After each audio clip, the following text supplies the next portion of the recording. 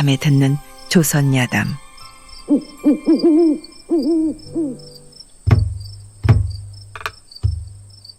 옛날 옛적 한양의 남촌 해가 중천에 떴을 무렵 이조판서댁 대청에는 정중하고도 무거운 기운이 감돌고 있었죠. 그날 임금께서 과거 시험을 마친 후 선포하시기를 3년 뒤 알성시에 장원급제하는 자를 공주의 부마로 삼겠다 하셨다죠. 이조판서 대감은 그 소식을 듣자마자 부채를 툭 던지고는 중얼거렸습니다. 이거 큰일이로구나. 내 자식이 16살이지만 저 성정의 총명함까지 있으니 장원도 불가능한 일은 아니야. 허나 부마가 되면 그건 글쎄 곧 내 집안이 궁에 붙들린다는 뜻 아니더냐. 자유가 없고 체면은 이스되 살 길은 줄어들어 이런 영광은 사양해야겠구나. 며칠 밤을 고민하던 대감은 결국 결심을 하였지요. 그래, 장원을 하더라도 부마만은 안 되는 법. 혼인을 먼저 시켜놓으면 부마 자리에서 자연히 비켜나지. 대감은 곧바로 하인을 시켜 장안에서 이름난 매파 30여 명을 불러오게 하죠.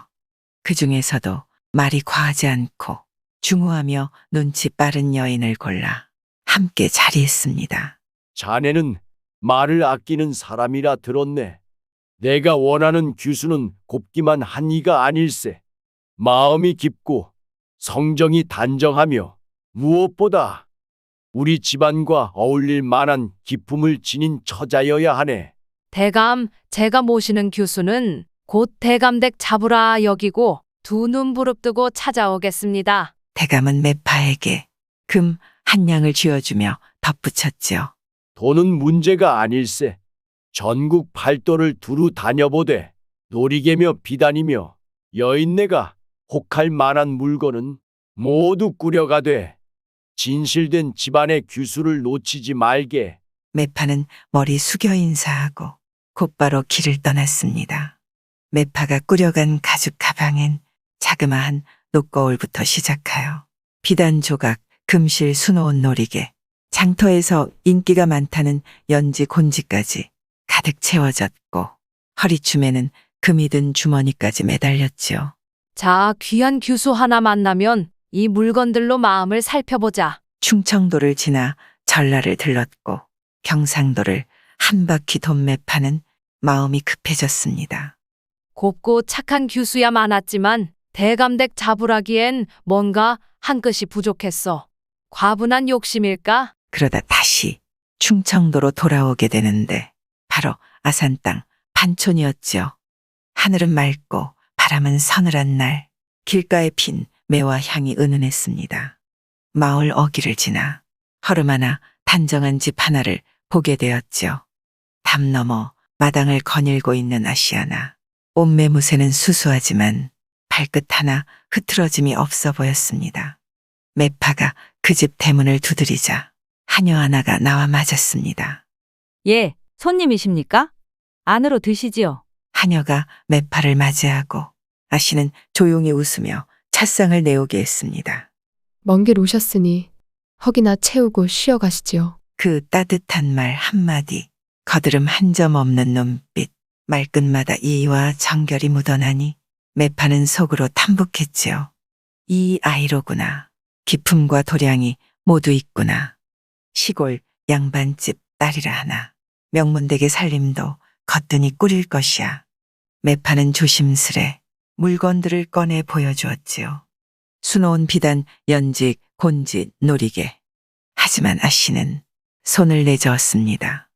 이 물건들은 제게 과한 것입니다. 화장은 어머니가 허락하신 것만 쓰고 놀이개 또한 아직 쓸 나이가 아니옵니다. 매파는 그 말에 더더욱 확신이 섰지요. 이 교수가 딱이구나. 그리하여 매파는 그 자리에서 아씨의 이름과 집안을 확인하고 곧바로 예조판서 댁으로 달려가 보고하였습니다. 대감, 충청도 아산에 이진사 댁 교수 하나가 있사온데 이보다 더한 배필은 없습니다. 단정하되 얌전하고 겸손하되 강단이 있습니다. 예조판서 대감은 그 말을 듣고 곧 혼인을 추진하게 되었지요. 그렇게 두 집안의 혼담이 오가게 되었고 한양으로 올라온 반촌 교수. 이제는 예조판서 댁의 며느리가 되어 첫날 밤을 맞이하였지요. 그 밤 잔칫날에 번잡스러움이 가시고 방안은 적막했습니다. 바깥마당의 초롱불만이 희미하게 벽을 비추고 있었죠.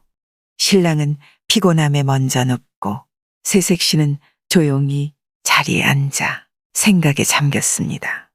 이제부턴 내가 이 집안 며느리라니 어찌 어른들께 패 끼치지 않고 종들도 은희로 다스릴 수 있을까? 그때였습니다. 조심스레 문이 열리는 소리가 들렸지요. 그림자 하나가 어둠 속에서 살금살금 신방 안으로 스며들고 있었습니다. 새색 씨는 쏘스라치지 않고 담담히 말을 꺼냈습니다. 이 밤중에 말도 없이 문을 열고 들어오는 걸 보니 도둑이로구나. 그림자가 움찔했지요. 허나 멀리 가지 말고 내 말을 들으시오. 신부는 천천히 일어나 초롱불을 하나 켰고 그 불빛 속에 낯선 사내의 얼굴이 드러났습니다. 그 사내는 허름한 옷차림에 발끝이 해진 집신을 신고 있었지요. 신부는 놀란 기색 없이 조용히 말을 이었습니다. 나는 오늘 이 집에 막 시집온 새댁이오. 이런 날에 도둑 맞았다는 소문이 나면 내 체면은 물론이고 이 집안의 명예도 땅에 떨어질 것이오. 허나 당신도 분명 공공하여 이리 왔을 터 내가 당신을 책망하고자 하는 건 아니오. 그 말에 도둑은 말문을 잃고 그저 고개를 숙였습니다. 신부는 자신의 손목에서 금놀이개 하나를 풀어내밀며 말했습니다. 이건 부모님이 혼인날에 주신 것이나 이제 내 자유 물건이오.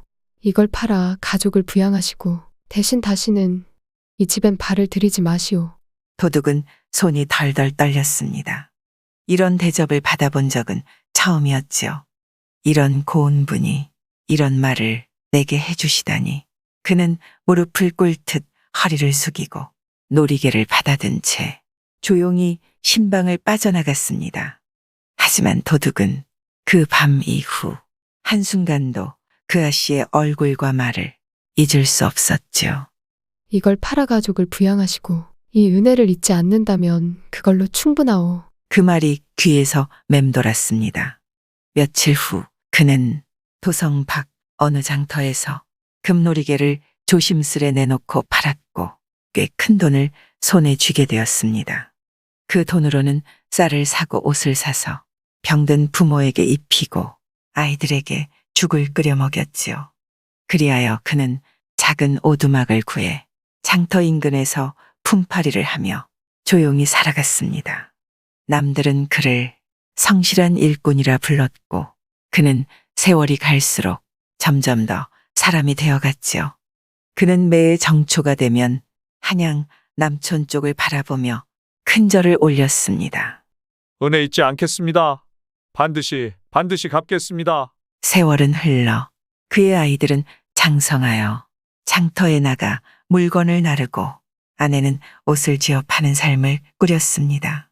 가난은 여전했으되 그 마음엔 고마움이 쌓였고 그만큼 삶은 버틸 힘이 되었지요. 그러던 어느 해의 겨울 장이 끊기고 눈보라가 심해 쌀값이 치솟자 쌓아두었던 식량도 바닥이 났습니다. 그동안 알뜰히 아껴 쓰던 돈도 모두 떨어지고 장터마저 폐쇄되니 그는 다시 기로에 놓이게 되었지요. 밤이 깊도록 불을 끄지 못하고 생각하던 그는 아내가 잠든 틈에 조용히 방문을 열고 집을 나섰습니다. 내 다시 이 길을 가야겠구나. 하지만 남촌은 안 된다. 그 댁엔 빚이 있지. 나는 북촌으로 가야 한다. 그리하여 그는 남쪽을 등지고 북촌 골목으로 향했지요. 그 발걸음엔 어딘가 슬픔과 각오가 함께 실려 있었습니다. 그의 손에는 아무런 무기도 없었고 그저 오래 묵은 천 보따리 하나만 들려 있었습니다. 하지만 그 안에는 은혜를 갚으리라는 다짐이 고이 접혀 있었던 것이죠. 북촌은 남촌과는 또 다른 풍경이었습니다. 집들은 더 고요했고 담장은 높았으며 골목마다 조용한 기운이 감돌았죠. 도둑은 그날 밤 담을 넘을 집을 찾다 병조판서댁이라 불리는 큰 기와집 앞을 지나게 되었습니다. 그 집안엔 연못이 하나 있었고 연못 한가운데엔 정자처럼 꾸며진 별채가 자리 잡고 있었지요. 별장 너머에서 은은히 등불이 깜빡였고 마치 누군가가 깨어있는 듯 했습니다. 도둑은 궁금한 마음에 그늘 아래 몸을 숨긴 채 별채를 바라보았지요. 그때였습니다. 안쪽에서 휘파람 소리가 길게 울렸지요. 순간 별채의 문이 열리고 하나씨가 조심스럽게 얼굴을 내밀었습니다. 그 아씨는 조용히 마당으로 내려와 손에 들고 있던 하얀 비단을 담장 너머로 살짝 던졌습니다. 곧이어 담 너머의 오얏 나무에 무엇인가 걸리는 소리가 들렸고 그 비단을 잡고 누군가가 담장을 타고 넘어오기 시작했습니다. 그런데 맙소사 달빛 아래 드러난 그 인물은 출가한 중이었지요. 도둑은 숨이 멎을 듯 놀랐습니다. 아씨는 그 중을 맞이하며 작은 목소리로 웃으며 말했습니다. 대사님, 왜 이리 늦으셨어? 금강산에 다녀오느라 늦었소. 아가씨, 혼례가 가까워졌다 들었소만. 어찌 이리 태어나시오? 아씨는 중의 손을 꼭 쥐며 말했습니다. 그래서 오늘 이 밤에 결정을 내리려는 것이요. 그 아이와 혼례를 치르더라도 내 마음은 대사님께 있어. 혼례 날 밤 신랑을 처치하고 이 못 속에 그 시신을 버리면 당분간은 그 누구도 모를 것이요. 그리하고 나면 우리는 혼인 예물을 챙겨 북문을 넘어 만주로 떠나면 그만이지요. 그 말을 들은 도둑은 전율을 느꼈습니다. 이 집이 병조판서댁, 곧 예조판서댁과 사돈지간이라 들었는데 그 신랑이 바로 16년 전 자신을 살려준 그 아씨의 아들이라면 안 된다. 이건 그냥 일이 아니다. 이 밤이 그 아이의 마지막이 되게 둘 수는 없다. 도둑은 입술을 깨물며 몸을 낮췄고 그날 밤 별채 곁의 그림자 속에서 은혜를 갚을 기회를 기다리게 되었던 것이죠. 도둑은 날이 밝기 전에 곧장 남촌으로 향했습니다. 발걸음은 급했고 가슴은 터질 듯 뛰었지요. 그가 향한 곳은 바로 예조판서댁, 그 은혜를 베푼 아씨가 살아있는 곳, 그 아들의 목숨을 지켜야 할 곳이었습니다. 집 앞에 도착한 도둑은 대문 앞에서 떨리는 목소리로 외쳤습니다. 이보시오. 제 말 좀 전해주시오. 나는 16년 전 이 집 신방에 들었던 도둑이오. 문지기가 흠칫 놀라며 그를 바라보았지요. 뭐라? 도둑이 와서 대감나리를 뵙겠다 한다고? 전해만 주시오. 목숨 걸고 전하러 왔소이다. 그 소란에 안채에서 마님이 외당으로 나왔습니다. 도둑은 그녀를 보고 그 자리에 엎드려 머리를 조아렸지요. 마님, 그날 밤의 은혜 한시도 잊은 적이 없사옵니다. 허나 지금 그 은혜를 갚지 않으면 영영 후회하게 될지도 모릅니다. 마님은 조용히 그를 바라보다가 말하였습니다. 자네 그날 내 놀이개를 가져간 사내가 맞느냐? 예, 맞사옵니다. 그 놀이개로 부모 처자를 먹이고 입히며 16년을 살았습니다.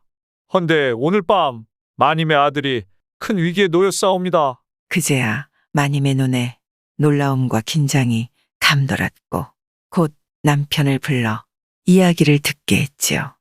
도둑은 병조판서댁에서 본 모든 일을 빠짐없이 이야기했습니다.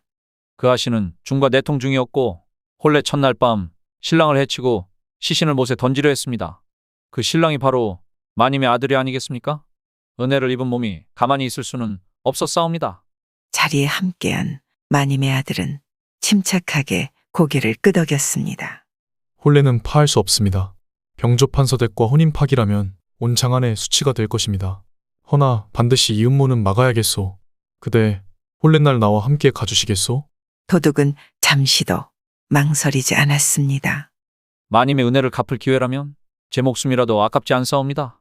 혼례날 병조판 서댁은 화려한 행렬과 함께 혼례식이 열렸지요. 남촌에서 북촌으로 이어진 혼인 행렬은 장한 사람들의 입방아에 오르내렸고 모두가 부러워할 큰 혼사였지요. 신방은 병조판 서댁 별채 정자안 연못 한가운데 지어진 별장에서 차려졌습니다. 그런데 밤이 깊어가자 신랑은 일부러 배를 문지르며 신음하기 시작했지요. 아, 배가 갑자기 아픈 듯하오. 하녀들이 약을 가져오고 병조판 서부인은 걱정스럽게 신랑을 둘러보았으나 신랑은 끝내 자리에 놓은 채 움직이지 않았습니다. 그 틈을 타 아씨는 슬그머니 자리에서 일어났지요. 그리고는 별채 뒤편 괴짝 앞으로 가서 뚜껑을 열었고 그 안에서 몸을 웅크린 중이 기어나왔습니다. 이제 시작이요.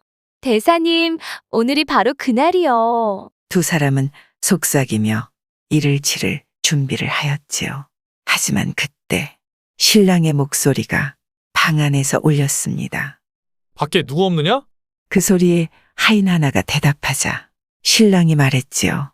장인어른과 장모님을 이곳으로 모셔주시오. 병조판서와 부인이 당황한 얼굴로 방 안에 들어서자 신랑이 조용히 일어났습니다.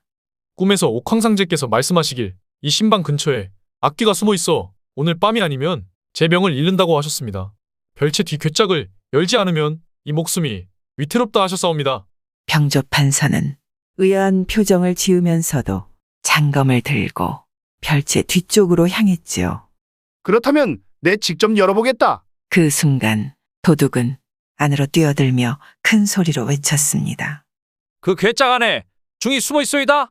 그자가 아씨와 내통하여 신랑을 죽이려 하였소. 궤뚜껑이 활짝 열리자 안에서 나온 중은 놀라 비명을 질렀고 병조판서는 분노에 찬 눈으로 그를 향해 장검을 휘둘렀습니다. 내 이놈, 우리 가문을 더럽히려 하다니 당장 목을 내놓아라. 그런데 신랑은 다급히 막아서며 말했습니다. 장인어른께서는 이미 육례를 치르신 분입니다. 이 자리에서 살생하신다면 그 책임은 장인어른께 돌아가옵니다. 신중히 조용히 수습하심이 옳습니다. 중은 결박되어 끌려가고 아씨는 입술을 깨물며 고개를 숙였습니다. 그 방 안에는 싸늘한 침묵만이 흘렀지요. 그날 밤 신랑과 도둑은 함께 앉아 소리 없이 잔등에 흐르는 땀을 닦았습니다. 한 사람은 가문을 지켰고 다른 한 사람은 은혜를 지켰던 것이지요. 밤이 깊도록 방 안은 조용했습니다. 병조판서 내외는 얼굴이 하얗게 질린 채 한참 동안 말이 없었지요. 중은 끌려갔고 딸은 방 안에 무릎 꿇고 앉은 채였습니다. 병조판서는 망연자실한 눈빛으로 창밖을 바라보다가 천천히 말을 꺼냈습니다.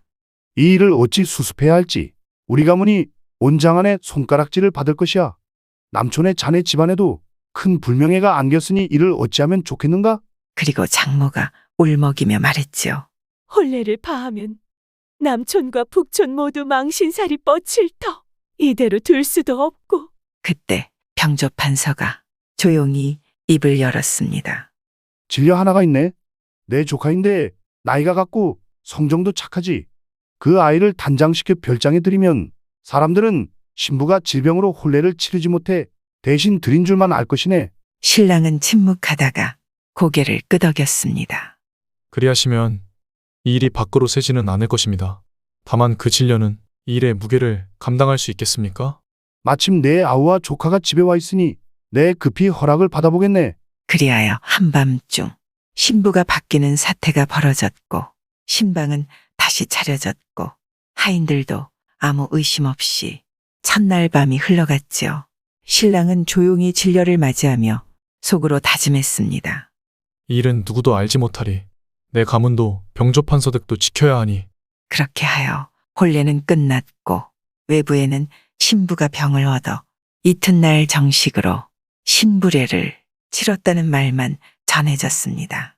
장한 사람들은 그 말을 그대로 믿었고 두 가문의 체면은 그대로 유지되었지요. 도둑은 모든 것을 지켜본 뒤 조용히 고개를 끄덕이며 뒷마당으로 빠져나갔습니다. 혼례가 무사히 마무리되고 몇 달 후 이조판서댁에서는 조용한 자리가 열렸습니다. 도둑이 초대된 그 자리는 마님과 정승이 된 신랑, 양쪽 사돈댁 어른들까지 모여 도둑의 공을 치하하는 자리였지요. 마님은 도둑에게 정중히 인사하며 말했습니다. 그날 밤 자네가 없었다면 이 가문은 물론 조선의 명예도 잃을 뻔했지. 은혜는 자네가 입었겠다지만 우리가 입은 은혜는 더 크다네. 신랑은 금 보따리 하나를 내밀며 말했지요. 이건 그저 사례가 아니오. 당신은 장부요, 의인이요. 이 금덩어리들 당신과 당신의 가족이 이 세상 끝 어디서라도 편히 살 수 있도록 쓰시오. 도둑은 그 말을 듣고 끝내 울음을 터뜨렸습니다. 제가 무엇이란 말입니까? 제가 이 은혜를 어찌 잊겠사옵니까? 그리하여 그는 금 보따리를 짊어지고 아내와 자식을 데리고 서소문 밖을 떠났습니다. 의주로 향하는 길목, 그는 말없이 걸었고 가족은 그 곁을 따랐지요. 그 뒤로 조선에선 두 번 다시 그의 발길을 보지 못했습니다. 도둑은 만주 땅에 정착하여 장사를 시작했고 그 금은 천천히 쌀로 집으로 땅으로 바뀌었습니다. 수년이 흐르자 그는 이름난 거부가 되었고 마을에선 조선서 온 정직한 상인이라 하여 큰 존경을 받았지요.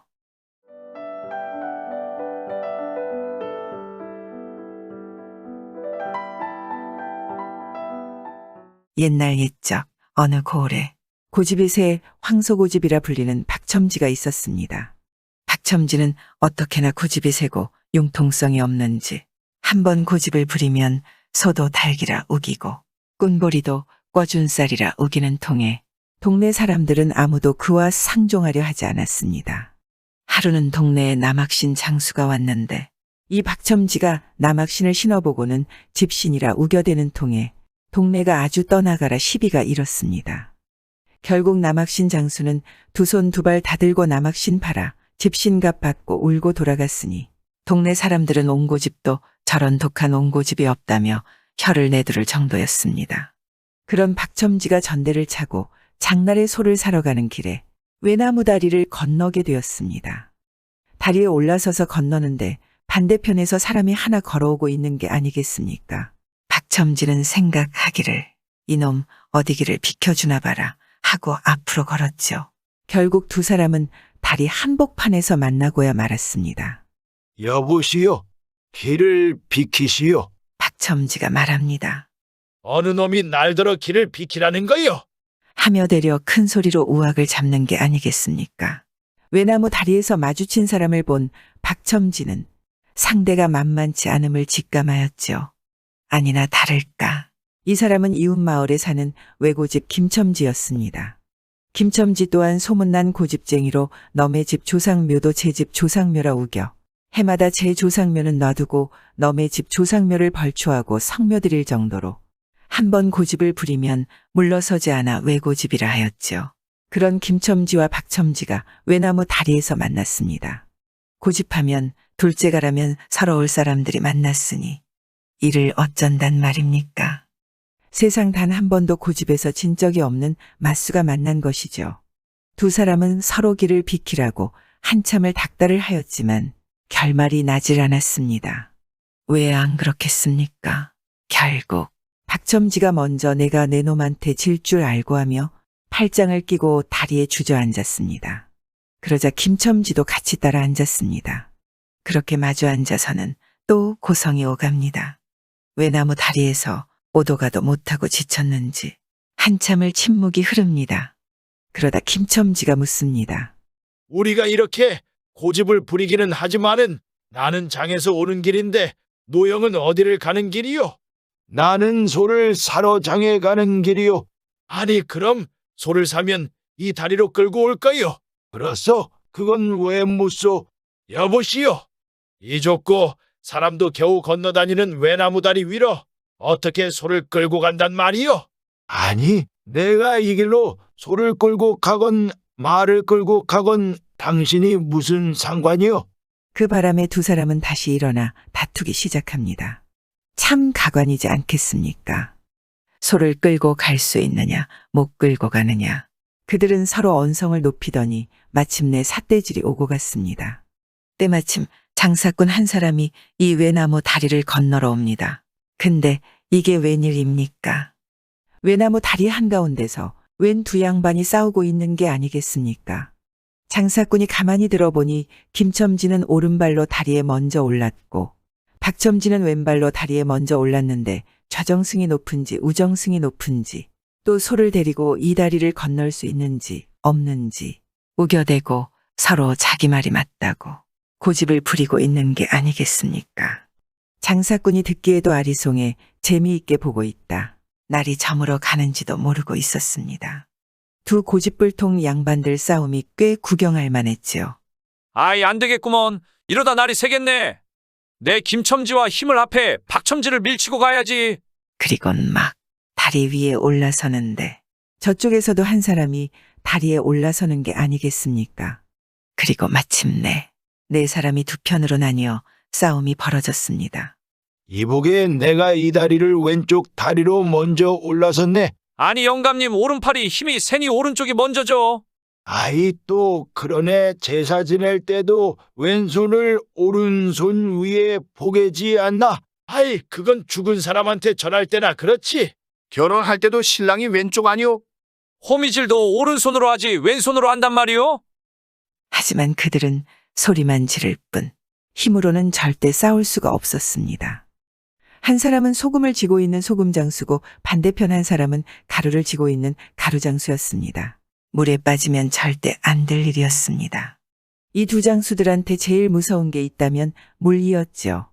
그렇게 싸움은 끝이 날 기미가 보이질 않았습니다. 그렇게 해가 뉘엿뉘엿 저물고 있었습니다. 한 학동이 이곳을 지납니다. 싸우는 꼴을 보니 날이 새어도 끝날 것 같지 않았죠. 그런 학동은 한 꾀를 냈습니다. 여보시오, 왜 다리 위에서 싸우지요? 그러자 한 사람의 응원자라도 있어야 한다고 생각한 네 사람은 그 사연을 제각기짓거렸습니다. 이보기엔 내가 이 아니, 다리를 영감님, 왼쪽 오른팔이 다리로 힘이 세니 먼저 오른쪽이 올라섰네. 먼저죠. 아이, 죽은 사람한테 호미질도 전할 때나 오른손으로 하지 그렇지. 왼손으로 한단 말이오. 학동은 그 말을 듣지 않아도 이미 다 들어하는 일이라 그저 듣는 척만 하다. 그렇게 말로 해서는 알 수가 없으니 처음부터 다시 해보시지요. 그러면 누구의 잘잘못인지 알 수 있을 테니까요. 참, 그게 좋겠군. 그렇게 하면 되는 걸 가지고. 외나무 다리 위에 네 사람은 모두 다리를 건너기 전 자리로 돌아갔습니다. 그러자 소녀는 다리에 올라 두 분은 여기서 기다리십시오. 내가 얼른 가서 저쪽 사람들이 잘못했다고 할 테니까요. 그리고 소녀는 다리를 건너가 버렸습니다. 소년이 그냥 다리를 건너 지나가자 네 사람은 닭 쫓던 개 마냥 뻘쭘히 소년의 뒷모습만 한참을 바라보았습니다. 그때 박첨지가 문득 말하였습니다. 근데 내가 지금 어디를 가려는 거지? 장에 소를 사러 간다고 했질 않소. 아니, 날이 이리 어두우니 장은 벌써 파했겠구먼. 그만 집으로 가야겠네. 하고는 집으로 돌아가는 게 아니겠습니까? 그리곤 반대편에서 김첨지도 말하기를 내가 어디를 가는 거지? 영감님, 장에 갔다 오는 길이라고 하지 않으셨소? 해가 졌으니 서둘러 집으로 가야겠군. 하며 서둘러 집으로 돌아가는 게 아니겠습니까? 그들이 돌아가자 밀가루 장수와 소금 장수가 다시 다리 복판에서 만났습니다. 그들은 또 다투기 시작했습니다. 싸우다 그들은 문득 아까 지나간 학동이 하던 말이 생각나서 우리 처음부터 다시 따져봅시다. 그럽시다. 처음부터 다시 하기 위해 뒤로 돌아갔다가는 다시 오고 다시 왔습니다. 돌아가는데 하늘에서 비가 주룩주룩 왔습니다. 그러나 그들은 쉬지 않고 다리를 왔다 갔다 하다 보니 날이 새는데 결국 소금 장수가 먼저 다리를 건너왔습니다. 왜냐하면 비에 소금이 다 녹아 짐이 가벼워졌는데 가루 장수는 가루가 물반죽이 되어 무거웠기 때문에 걷기가 힘들 것은 뻔한 이치가 아니겠습니까?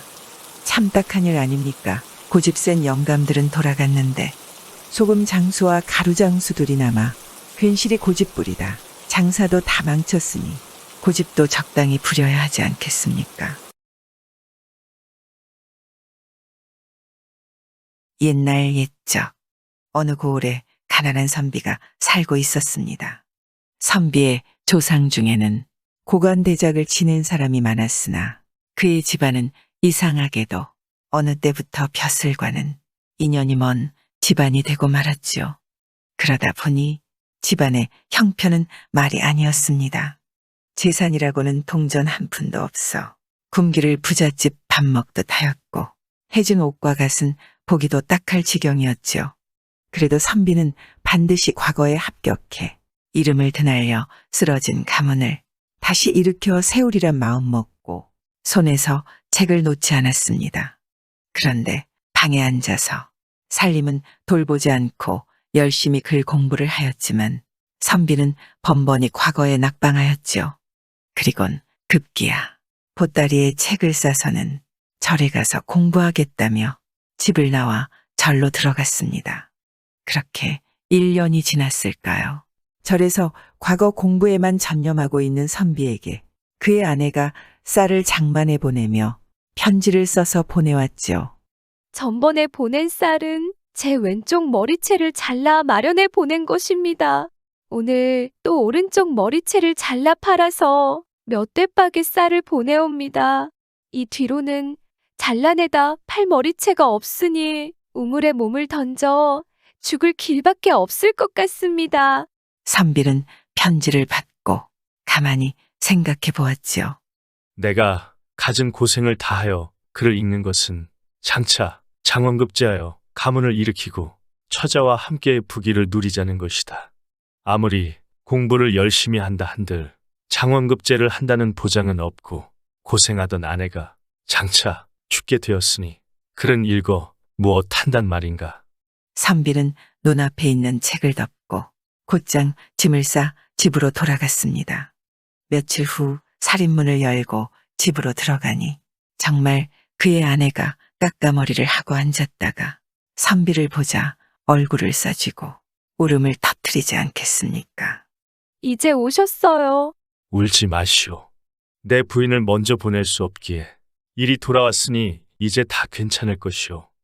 선비도 저도 모르게 마음이 슬퍼져 가까스로 몇 마디 말로 아내를 위안하고는 바깥으로 나와 앉아 하늘을 우러러 장탄식을 하였지요. 아, 하늘은 어찌하여 나를 이런 막다른 지경에 몰아넣는가. 나의 문장이 어찌 남보다 못하며 재능과 지략인들 어찌 남에게 뒤지랴. 문벌이나 인물도 결코 남에게 떨어지지 않는다. 그런데 나이 30이 되도록 아직 과거 시험에 합격하지 못하였구나. 만권 책을 통달하고 있건만 줄인 창자 하나 채울 수 없고 붓끝으로 1000편 글을 써내도 그것이 한 번 취하도록 마실 술값도 되지 못하며 한 몸이 고단하고 처자가 떨고 굶주리니 하늘은 어찌하여 나를 이토록 곤경에 이르게 한단 말인가. 선비는 그날로 책은 방 한 구석에 처박아 두고 먹고 살 궁리만 하였지요. 먹고 살려면 그저 농사와 장사 두 길뿐인데 땅이 없으니 농사를 어떻게 지으며 본전이 없으니 장사인들 어떻게 하겠는가. 아무리 살 길을 찾아보아야 방도가 없구나. 아무리 고민하고 생각해봐도 도무지 먹고 살 방법이 떠오르질 않으니 선비는 그저 비통할 뿐이었지요. 그러다 하루는 선비가 한밤중 벌떡 일어나 중얼거렸습니다. 옳다. 도적질 뿐이다. 대장부가 어찌 가만히 앉아서 죽기를 기다리겠느냐. 선비는 곧바로 집을 나와 도적이 자주 출몰한다는 숲속을 찾아다녔습니다. 그리고 과연 어느 곳에 이르니 강도 수백 명이 모여 한창 도적질할 의논을 하는 것을 발견하였지요. 그런데 선비는 아무 말도 없이 곧바로 도적들 속으로 들어가 윗자리에 턱 걸터 앉는 게 아니겠습니까? 그러니 당황하기도 하고 황당하기도 한 도적들이 놀라 물었습니다. 그대는 누구요? 나는 상주에 사는 임이다. 여기가 어디인 줄 알고 왔소? 너희들의 대장이 되려고 왔다. 당당하고 우렁찬 선비의 자세에 도적들은 그저 서로의 얼굴만 두리번거리다. 도적 중 한 사람이 나서서 물었습니다. 거참 우리가 뭘 믿고 당신을 대장으로 삼겠소? 내가 가슴에는 육도 삼락을 간직하고 있고 손에는 바람과 구름을 거머쥐고 있다. 온갖 경서를 무르르듯 외우고 천문지리를 손금보듯 하고 있다. 너희들이 나를 대장으로 섬기면 가는 곳마다 성공하고 이득이 헤아릴 수 없을 것이다. 도적들이 서로 얼굴을 쳐다보며 말하였지요. 저 사람이 저리 큰 소리를 하는 것으로 보아 반드시 실속이 있을 것 같은데. 그러게. 게다가 양반이라니 장수로 되기에도 맞는 것 같고. 도적들은 그렇게 수군대더니 선비를 자신들의 대장으로 삼기로 하였습니다. 그러자 선비가 말하였죠. 너희들이 이미 나를 대장으로 삼았으니 장졸간의 규율을 바로 세워야 할 것이다. 도적들은 그 말에 곧 선비를 부축하여 높은 언덕에 앉히고 아래에 모여서서 선비에게 절을 하였습니다. 군사에서는 규율과 약속이 없어서는 안 된다. 앞으로 명령이 떨어졌는데도 어기는 자는 엄중히 다스리겠다. 그러자 도적 무리가 모두 말하였지요. 장수의 영을 누가 감히 어기리까. 무릇 도적의 도에서는 반드시 지와 인과 용 세 가지 덕을 갖추어야 하느니라. 여기서 지라는 것은 일에 따라 꾀를 내어 깊이 감춘 재물을 감쪽같이 따내는 것이다. 그리고 인이란 사람의 목숨을 해치지 않고는 얻을 수 없는 재물은 쳐다보지 않는 것이며, 용이란 일에 임하여 과감하며 떨거나 두려워하지 않는 것이다. 종적을 남기지 않고 담과 지붕을 뛰어넘는 것은 용에서 다음 가는 것이다. 이 세 가지를 가진 다음에라야 훌륭한 도적이라고 할 수 있는 것이다. 지는 때에 맞추어 내고 용은 자기 천품에 따라 내는 것이다. 그중 인이 가장 중대한 것이다. 이를 명백히 정하고 명심하여야 할 것이다. 도적 무리의 대장이 된 선비가 연설하자 무리가 모두 손을 맞잡고 자리에 앉자 선비는 다시 말을 이었지요. 재물 가운데 손 떼지 말아야 할 것이 세 가지 있다. 첫째는 양민의 재산이다. 가난한 집 식구들이 손이 발이 되도록 밤낮으로 부지런히 일하여 겨우 벌어놓은 것에 손을 대는 것은 어질지 못한 것이다. 둘째는 장사꾼들의 본전이다. 눈바람을 헤치고 찬이슬을 맞을 뿐더러 험한 길을 걷고 사방천리 고생하며 세월을 보내도 이득을 보지 못하는데 여기에 손을 대는 것도 어질지 못한 것이다. 셋째는 관과 창고의 재물이다. 이는 만백성의 고열로 나라에서 쓸 것인데 여기에 손을 댄다면 나라의 비용이 부족하여 백성들의 고열을 다시 짜내게 되니 차마 못할 일이다. 그러니 이것도 손 떼지 말아야 할 것이다. 그때 도적 중 하나가 손을 들더니 말했습니다. 말씀 중에 죄송합니다. 듣다 보니 이도 안 되고 저도 안 된다고 하시는데, 아니 그럼 대체 뭘 훔쳐서 먹고 산단 말씀입니까? 손을 댈 수 있는 것은 고을들에서 교체되어 돌아가는 원들의 재물진과 권세 있는 집들에 보내는 뇌물 발이뿐이다. 이는 모두 나라의 재물을 도적질한 것이다. 나라의 재물은 온 나라 사람들이 함께 써야지 한 사람이 독차지해서는 안 되는 것이다. 더구나 저들이 이미 도적질한 것을 우리 역시 도적질하는 것이니 명분이 바르고 의리를 보아서도 순리로운 것이 아니겠는가. 옳소! 도적 무리가 모두 손바닥을 치며 좋다고 칭송하였지요. 지당한 말씀이요! 지당한 말씀이요! 선비는 도적 무리 중 날래고 영리한 자들을 여러 고을의 첩자로 보내어 정보를 수집하였습니다. 대장, 옹진군수가 이번에 교체되어 돌아가는데 얼마나 토색질을 해다 창고에 쌓아두었는지 창고 문이 안 닫힐 정도로 합니다. 그럼 너희들은 전임 옹진군수가 돌아갈 길을 미리 파악하여 그곳에서 매복하고 있다 신호로 알려라. 나머지 사람들은 인근에 대기하고 있다. 신호가 울리면 진과 꽹과리를 치며 혼을 빼놓고 그물을 던져 수행하는 자들을 꼼짝 못하게 하여라. 그리고 힘이 센 장정들은 서둘러 그들이 가져온 재물들을 옮기도록 하면 될 것이다. 선비의 계책에 따라 도적들은 이를 준비하였고 전임 옹진군수가 토색질하여 모은 재물을 소환하기로 옮기는데 그 행차가 고갯마루에 올라서자 도적들 계획대로 진과 꽹과리를 치고 그물을 던져 그 재물을 모두 빼앗았지요. 그런데 이렇게 재물을 빼앗긴 전임 군수는 자신도 고을 백성들에게 빼앗듯 하여 모은 재산이니 어디 가서 말도 못하고 그 자리에 주저앉아 그저 통곡만 하였답니다. 이러니 도적들은 더욱더 선비를 하늘같이 떠받들었고 선비는 첩자들의 소식이 올 때마다 기묘한 계책으로 이를 성사시켰지요. 더욱이 아무도 그들을 관아에 고발하거나 쫓는 일도 없고 선비가 도적질한 재물로 간신히 가난만을 면하고 나머지는 모두 우리에게 나누어 주니 도적들은 모두 선비를 칭송하고 충성을 다하였습니다. 이렇게 몇 년이 지나간 뒤 선비는 다시 도적 무리를 으슥한 곳에 일제에 모이게 하고는 그들에게 말했습니다. 우리 무리가 이런 짓을 하는 것은 먹고 입고 살기 위해서 할 따름이다. 그런데 작은 짐이나 터는 것은 손이나 어지럽힐 뿐이다. 자주 도적질한 물건을 파는 것도 늘 근심스러우니 한바탕 크게 도적질을 하여 일생을 근심 없이 지낼 미천을 마련한 뒤 다시는 도적질하지 말고 즐겁게 살아가면 그 역시 좋지 않겠는가. 이 말에 도적 무리가 모두 엎드리며 말하였지요. 참으로 옳으신 말씀입니다.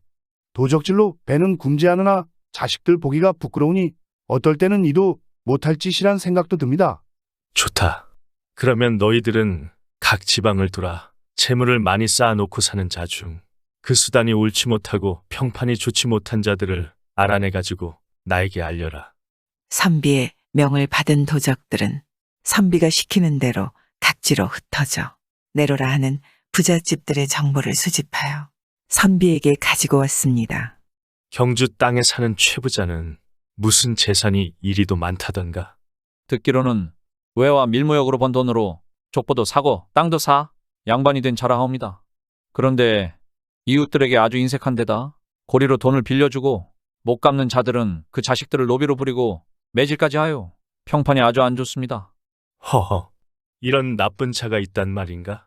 그런데 그 집 안방 다락 위에 은 3,000냥이 들어있는 괴짝이 여러 개 있다 합니다.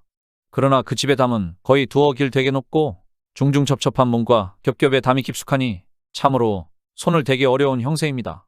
그 말을 듣고 선비가 잠시 생각하더니 물었습니다.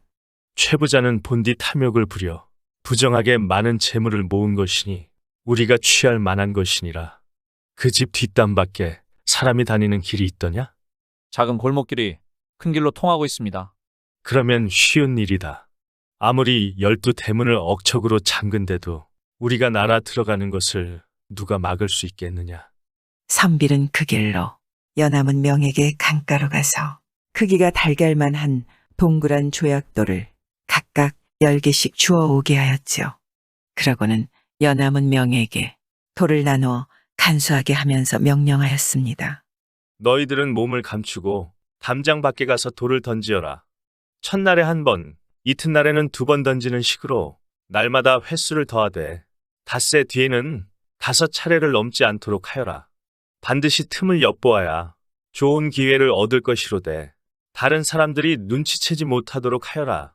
그리고 이튿날부터 최부잣집에는 담장 밖에서 돌이 날마다 날아 들어오는데 혹 그릇을 깨기도 하고 혹 사람의 머리를 상하게도 하였습니다.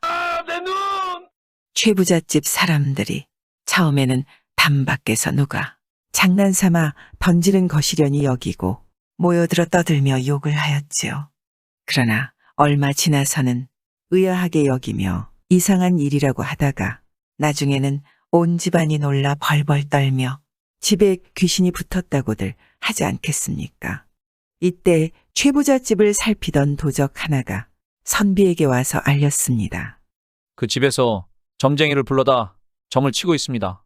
도적은 그러더니 며칠 뒤에는 또 앵마기굿을 한다고 알리고 다음에는 딴 곳으로 재앙을 피해 이사 나갈 작정을 한다고 알려왔지요. 그리고 또 며칠이 지나자 도적이 다시 알려왔습니다. 지금 온 집안이 짐을 싸서 다른 집으로 이사를 나갈 채비를 하고 있습니다. 그래, 언제 이사를 한다더냐? 내일 이웃 마을로 이사를 간다고 합니다. 그래. 그럼 때가 되었구나. 모두 준비를 하거라. 선비는 술에 5대를 상여 차로 꾸며 최부잣집 주변에 나누어 숨겨놓게 하고 최부잣집의 재물을 메어나를 힘센 장정 20명을 추려 그 집 문 밖에 숨어 있게 하였습니다. 또 오미 날랜 몇 사람을 골라 뒷담을 넘어가 남 못 보는 곳에 숨어 있다가 때가 되면 문을 열게 하였지요. 그러고는 장사 2사람을 야차로 꾸며 얼굴에 달을 씌우고 손에는 삼지창을 쥐게 하였습니다.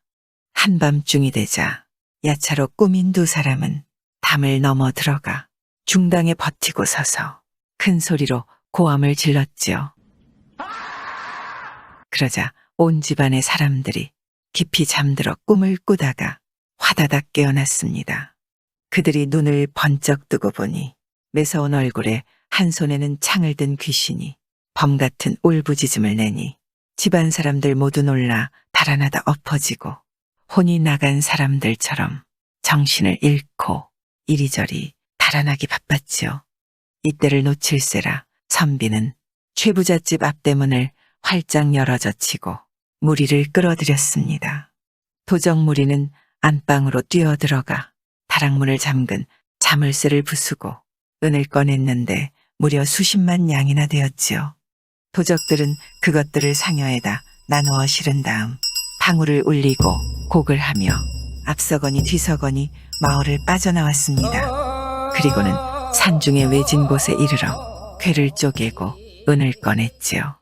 그리고 선비 자신은 창금에 은만을 차지하고 나머지를 무리에게 주니 사람마다 한 집 살림은 좋게 차릴 만한 돈이었습니다. 선비는 도적들을 모두 앉히고 말하였지요. 감히 이 뒤에도 지난 버릇을 고치지 않는 자는 천벌을 받을 것이다. 그리고 지금부터 도적질에 쓰던 기물들과 병장기들을 모조리 불살라버리고 모두 고향으로 돌아간다. 도적들은 선비의 말에 따라 도적질할 때 쓰던 물건들을 모두 불태워버리고 저마다 은이 든 자루와 각종 보물이 든 자루를 들고 고향으로 발길을 돌렸습니다. 선비는 이때부터 다시는 의식 걱정하지 않고 글 공부에만 전심하여 몇 년 안 되어서 과거 시험에 장원급제하여 문장과 제주로 조정에서 이름을 날리게 되었지요. 그리고 연이어 큰 고을의 원으로 나가 청백한 관리로 세상의 칭송을 받더니 훗날 그의 벼슬이 형조판서까지 이르렀다 합니다. 옛날 옛적 어느 젊은 스님이 살았습니다. 속세를 떠나 처음 스님으로 들어갈 때는 마음을 단단히 하고 들어갔습니다. 그렇지만 사람이 마음먹은 대로 된다면야 무엇이 걱정이겠습니까? 이 젊은 스님은 아무리 마음을 다잡고 참선을 해도 도무지 아무것도 이루어질 것 같지 않았습니다. 그렇게 그럭저럭 3년이 지났지만 자신을 돌아보면 참 부끄럽기 짝이 없었죠. 경을 읽어도 잡념이고 참선을 해도 망상입니다. 스님은 무작정 바랑을 메고 정처 없이 길을 나섰죠. 중을 그만둘까 어쩔까 골똘히 생각하며 길을 걷습니다. 그러나 다시 머리를 기르고 속세로 돌아가 환속하는 것이 헌옷 갈아입듯 그렇게 쉬운 일은 아니었지요. 길렀던 머리를 깎고 속세를 떠날 때보다 더 힘든 일이었습니다. 사람들한테 손가락질 당할 일이 끔찍했지요. 하루 이틀도 아니고 죽을 때까지 그 꼴로 살아야 할 테니 그것도 이만저만 끔찍한 일이 아닐 것 같았습니다. 그렇다고 절에 있어봤자 도무지 무엇이 이루어질 것 같지 않았죠. 스님은 이산저산 기웃거리며 길을 가다가 한 나무 아래에 앉아 쉬고 있었습니다. 그때 저쪽에서 두 여인이 걸어오는 게 보입니다. 부잣집 처녀로 보이는 아가씨와 그 어머니로 보이는 여인들 같았죠. 두 여인은 천천히 걸어와 스치듯 스님 앞을 지나쳐 갔습니다. 그런데 그 순간 스님은 처녀를 보자 눈이 퉁방울만해졌죠. 아, 이 얼마나 어여쁜 여인이란 말입니까? 얼핏 하늘에서 내려온다는 선녀가 아닐까 싶을 지경입니다. 스님은 그 자리에 우두커니 앉아 처녀의 뒷모습만 멍청하게 건너다 보고 있습니다. 야속하게도 모녀는 저쪽 동네로 사라져 버렸지요. 멍청하게 앉아있던 스님은 한참 만에야 일어나서 가던 길을 다시 걷기 시작했습니다. 그런데 이젠 그 예쁜 아가씨를 보기 전과 같지 않았죠. 스님 눈에는 그 처녀 얼굴만 어른거립니다. 이름도 모르고 어디서 사는지도 모르는 처음 본 여인이 자꾸 떠오릅니다. 그 뒤부터는 염불을 해도 그 처녀 얼굴이 보였지요. 밥을 먹어도 잠자리에 누워도 그 여인의 예쁜 얼굴만 떠올랐지요. 결국 스님은 부처님 앞에 엎드려 빌기 시작합니다. 그 처녀와 부부가 되어 함께 살게 해달라는 것이었죠. 스님은 오직 그것 한 가지만을 온 정성을 다해 빕니다. 얼마 전까지 그렇게 수없이 떠오르던 잡념도 이때부터는 모두 사라졌지요. 아무리 해도 무엇이 될 것 같지 않았는데 이제는 달랐습니다. 빌고 또 빌어 정진하면 무엇이 이루어질 것 같았지요. 그 여인과 살 수 있을 것 같았지요. 한 달, 두 달, 1년, 날이면 날마다 새벽부터 밥중까지 그 처녀와 함께 살게 해달라고 빌고 또 빕니다. 2년이 지나고 3년이 됩니다. 스님은 그동안 오로지 그 처녀와 부부가 되어 살게 해달라는 소원만 빌었을 뿐입니다. 그렇게 빌다가 앉은 자리에 쓰러져 잠이 든 것도 한두 번이 아니었지요. 그러던 하루도 목탁을 치며 간절히 빌었습니다. 그런데 이게 웬일입니까? 그렇게 빌고 빈 정성이 통했을까요? 드디어 꿈 같은 소원이 이루어집니다. 어느 날 처녀가 절에 불공을 드리러 와 스님에게 마음을 빼앗긴 것입니다. 처녀는 집안의 반대를 무릅쓰고 스님은 환속하여 그 처녀와 그토록 바라던 결혼을 하였습니다. 바위도 3년을 보고 있으면 구멍이 뚫린다더니 드디어 소원이 이루어졌구나 싶습니다. 스님은 머리를 기르고 꽃 같은 아내와 신접 살림을 시작했지요. 그러나 원래 가진 것 없는 스님이었기에 논밭 서너 마지기를 빌려 토지를 물며 근근히 살아갔습니다. 이러면 어떻고 저러면 어떻겠습니까? 근근이라도 굶지 않고 살아갈 수 있으니 더 바랄 것도 없었지요. 꿈 같은 소원이 이루어진 다음이라 스님은 세상 행복하기만 합니다. 어느덧 아내가 아이를 낳았습니다. 떡두꺼비 같은 아들이었지요.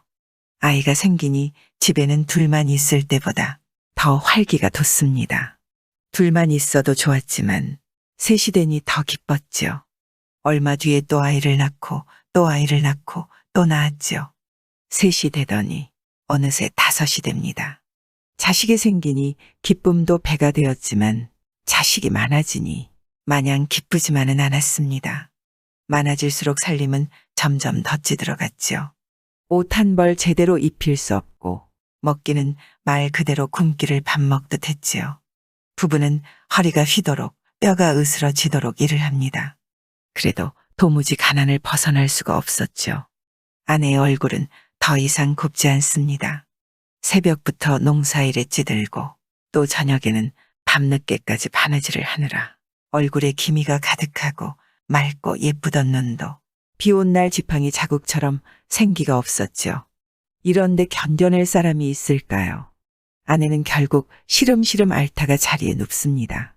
그렇지만 부인을 위해 해줄 수 있는 게 없었죠.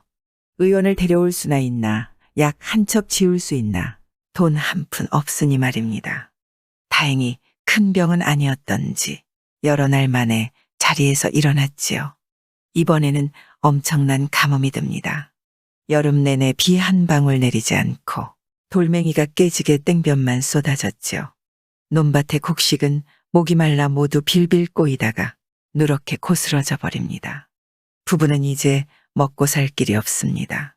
하는 수 없이 아이들을 앞세우고 동량질에 나설 수밖에 없었지요.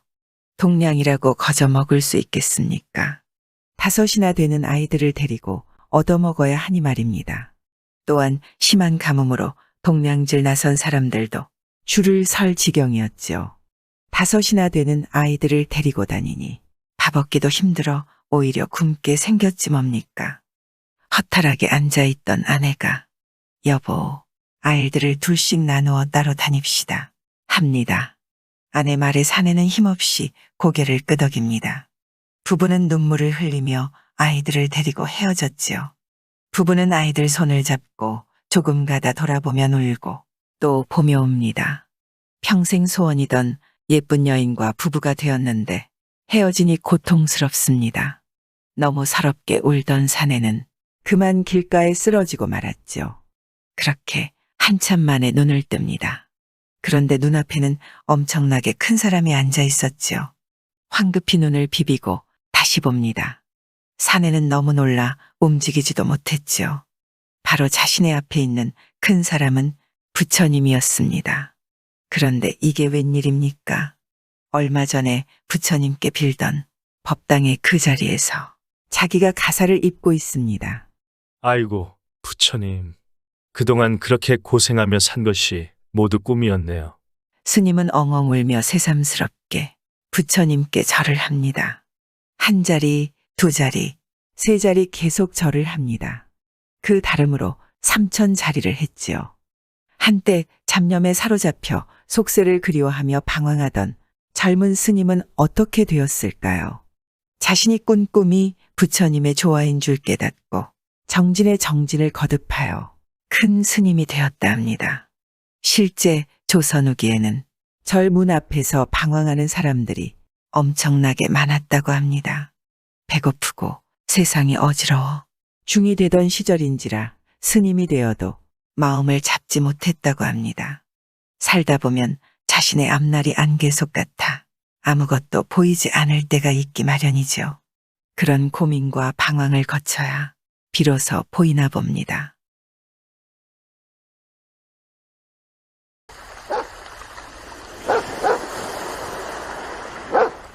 옛날 옛적 어느 바닷가 마을의 소금 장수 오서방이란 사람이 살고 있었습니다.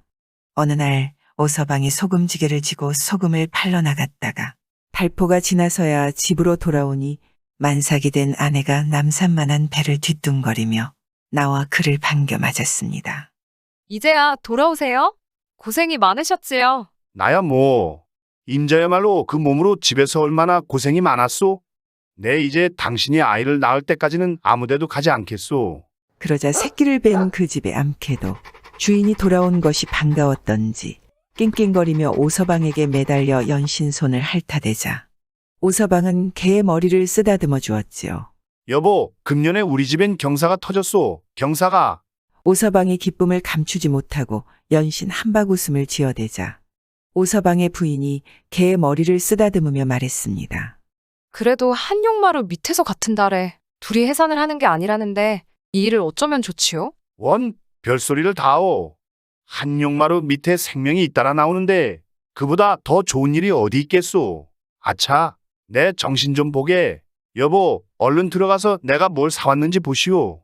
곧 자기의 핏줄을 이어받은 아이가 태어난다는 사실이 너무도 기뻤던 오서방은 애가 태어나기도 전에 발끝부터 머리끝까지 아이에게 신기고 입히고 씌울 것들을 사왔습니다.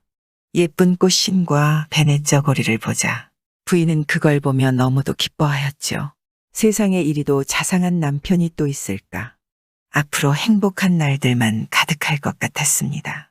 그러던 어느 날 오서방의 부인이 개에게 먹이를 주려고 한참을 불러대도 개가 나타나지 않는 게 아니겠습니까? 이곳저곳을 두루 찾아다니다 보니 마당 위에 가려놓은 나뭇가지 옆에다 짚을 모아놓고 어미개가 그곳에서 새끼를 낳고 있지 않겠습니까? 부인은 하도 기특하고 고마워서 아껴 먹던 좁쌀로 죽을 써서 먹이고 자기가 먹으려고 사두었던 미역국도 끓여주었습니다. 그리고 며칠 후 오서방의 집에서도 우렁찬 아이의 울음소리가 들렸죠. 아주 귀엽게 생긴 옥동자를 출산한 것입니다. 오서방은 너무도 신이 나서 자나깨나 집에 들어오나 밖으로 나가서나 입을 다물지 못했죠. 그런데 안타깝게도 그 기쁨은 오래가지 못했습니다. 마른 하늘의 날벼락도 유분수지. 그렇게도 알뜰하고 마음씨 곱던 아내가 출산 한 날부터 시름시름 앓았는데 얼마 후 그만 죽고 말았지요. 오서방은 실성하여 며칠 동안 물 한 모금 마시지 못하고 방바닥과 가슴을 두드리며 통곡했습니다. 여보게, 오서방, 정신 좀 차리게나? 그렇게 운다고 죽은 사람이 살아오겠나? 불쌍한 아이를 생각해서라도 자네가 정신을 차려야지. 이웃들의 걱정에 정신을 차린 오서방은 아기부터 찾았으나 아기가 보이지 않았습니다. 알고 보니 마음씨 좋은 이웃 사람들이 오서방네 바로 뒷집에 사는 과부한테 아기를 맡겨 젖을 먹이고 있었던 것이었지요. 과부에게 젖을 물리다니요.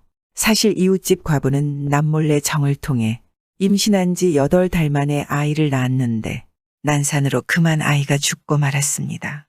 그런지 이제 일주일이 지났는데 마침 젖을 짜 버리던 차라 동네 할머니가 배고파 우는 어린애를 안고 가서 사정을 하니 젖을 먹여주었던 것이지요. 옛날 일이지만 과부는 처녀 때부터 오서방을 짝사랑했었습니다. 그러다가 오서방이 자기보다 인물 곱고 착한 여자에게 장가를 들자 홧김에 얼굴도 보지 못한 다른 마을 총각에게 시집을 가버렸죠. 그런데 그 남편이 몇 해를 못 살고 죽는 바람에 친정으로 돌아와 있다가 외간 남자와 남몰래 정을 통해 임신까지 했는데 그만 아이를 잃은 것이지요. 과부는 내심 오서방의 아내가 죽고 그 아이에게 젖을 먹여주게 되니 이는 하느님이 자신의 소원을 이루어 주신 거라며 속으로 은근히 기뻐하지 않았겠습니까? 한편 마을 사람들 역시 오서방을 찾아와서는 죽은 사람은 죽은 사람이고 산 사람은 살아야 하지 않겠느냐며 이웃집 과부와 짝을 맺어 살라고 권했죠. 하지만 오서방은 옛날부터 그 과부의 행실이 부정한 데다 성품 또한 시기가 많고 지독한 여자라는 것을 빤히 알아 망설였습니다. 그런데 당장 먹고 살 것도 문제려니와 젖을 달라고 보채며 오는 갓난아기 때문에라도 울며 겨자 먹기 식으로 하는 수 없이 과부를 후처로 맞아들였죠. 그리고 한 달 남짓 지났을 때였습니다. 오서방은 아이를 얻고 얼마 지나지 않아 전처의 장례를 치른 데다가 또 새 장가까지 들다 보니 그동안 장사도 나가지 못하여 생활이 여간 쪼들리는 것이 아니었습니다. 그래 새 아내에게 아이를 맡기고 소금지게를 지고 집을 나섰습니다. 여보, 내 다녀오리다. 이번에 나가면 한 달포 정도 걸릴 것이오. 그동안 먹을 양식은 마련해 놓았으니 우리 귀동이랑 잘 있으시구려. 아이고, 귀동이 걱정은 마시고 몸 조심히 다녀오세요. 오서방은 지게를 지고 그렇게 집을 나섰습니다. 그리고 보름이 지나 소금지게를 지고 소금을 팔러 갔던 오서방이 운 좋게 소금을 빨리 다 팔고 번 돈으로 양식과 아내에게 줄 선물을 들고 예정보다 일찍 집으로 돌아왔지요. 그런데 살인문을 열고 집으로 돌아와 보니 집이 스산하기 짝이 없었는데 예전 같으면 개도 달려나와 매달리고 아내도 문 밖까지 달려나와 짐을 받아들이련만 웬일인지 집에는 개도 사람도 보이지 않았습니다. 아무도 없소. 여보, 여보. 오서방이 지게를 내려놓으며 소리를 내자 뒷곁에서는 우당탕 소리가 나고 이상하여 안방문을 여니 새로 맞은 아내가 이불을 뒤집어 쓴 채 누워 있었습니다. 어디 불편하기라도 하오? 오서방은 아내를 바라보며 넌지시 물었습니다. 아니, 어째서 벌써 돌아오는 거예요? 새 부인이 그렇게 말하고 돌아눕는데 웬일인지 아이가 보이지 않았습니다. 아이는 어디 있어? 오서방이 묻자 새 부인은 아무렇지도 않다는 듯이 대답했죠. 당신이 장사를 떠난 후 며칠 뒤 갑자기 신혈이 나더니 이내 제 어미 곁으로 떠나고 말더군요. 오서방은 그 말에 눈앞이 캄캄해졌습니다. 그럴 수가. 그럼 우리 귀동이가 죽었단 말이오? 그럼 아이는 어디다 묻었소? 제 어미가 잡아갔으니 제 어미 무덤 옆에다 묻었지요. 오서방은 하늘이 무너져 내리는 듯 속이 뒤집혀 밖으로 나와서 하늘을 쳐다보며 길게 탄식을 했습니다. 그러다 문득 계집을 내려다보았는데 어미개는 없고 새끼 3마리가 죽어 있는 게 아니겠습니까? 이런 요망한 놈의 개. 제 새끼는 죽여놓고 어딜 갔단 말이냐? 오서방은 탄식하며 아이가 묻혔다는 전부인의 무덤으로 올라갔습니다. 그런데 어디를 갔다가 오는지 눈앞에 어미 개가 달려오는 게 보였죠. 에이, 썩어질 놈의 개. 오서방은 반갑다고 꼬리를 치며 달려드는 개를 발길로 차고는 돌멩이를 집어들어 던졌죠. 주인의 돌팔매질에게는 도망을 치다 멈춰서서는 지저대고 또 돌을 던지면 도망치다 멈춰서 짖기를 반복했습니다. 그런데 오서방이 가만 보니 개가 눈물을 줄줄 흘리고 있는 게 아니겠습니까? 말 못하는 짐승이 눈물을 흘리자 오서방도 콧마루가 찡해져 그만 쥐었던 돌을 놓고 말았지요. 그러자 걔는 오서방에게 다가와 바지가랑이를 물어 당기기 시작했습니다. 이놈의 개가 미쳤나? 오서방이 욕을 하며 발길로 차려고 하면 걔는 저만치 뛰어갔다가는 다시 와서 또 바지가랑이를 물어 당기며 낑낑거리는 게 하도 이상하여 오서방이 말했습니다. 나 보고 어딜 가잔 말이냐? 걔는 그제야 앞장서서는 오서방에게 쫓아오라는 듯 짖었습니다. 그에 못 이긴 척 오서방이 개의 뒤를 쫓아가 보니 걔는 소나무 숲 쪽으로 들어갔죠. 그때 어디선가 갑자기 어린애 울음소리가 들려왔습니다. 오서방은 온몸에 소름이 끼쳐 소리나는 쪽으로 살며시 다가가 보았죠. 어미개도 컹컹 짖으며 소리나는 쪽으로 달려가니 이윽고 아이의 울음소리가 뚝 멎었습니다. 그리고 오서방의 눈앞에는 믿기 힘든 광경이 펼쳐졌죠. 아니, 이게 뭐야? 깜짝 놀라 눈이 휘둥그레진 오서방이 자세히 보니 오솔길 위에 승냥이 한 마리가 죽어 있고 그 옆에서는 어미개가 오서방의 아이에게 젖을 먹이고 있는 것이 아니겠습니까? 실로 놀랍고도 신기한 일이었습니다.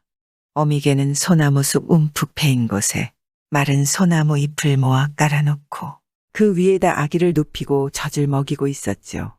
그렇게 어미개의 젖을 빨던 아이는 얼마가 지나자 배가 부른지 고사리 같은 주먹을 흔들어대고 있었습니다. 아, 이럴 수가. 내가 없는 사이 저 개가 내 아이를 살려낸 것이구나. 오서방은 무릎을 꿇고 앉아 조심스럽게 아기를 끌어안고 그 보들보들한 아기의 볼에 얼굴을 대고 마구 비벼대며 울었습니다. 그러자 아이는 어디 갔다가 이제야 오느냐고 오서방을 나무라기라도 하듯 고사리 같은 주먹으로 오서방의 얼굴을 이리저리 만지는 게 아니겠습니까? 오서방은 그 짓이 하도 안쓰러워 목 놓아 큰 소리로 울었습니다. 그때 개가 또 오서방의 옷자락을 물어 당겼죠.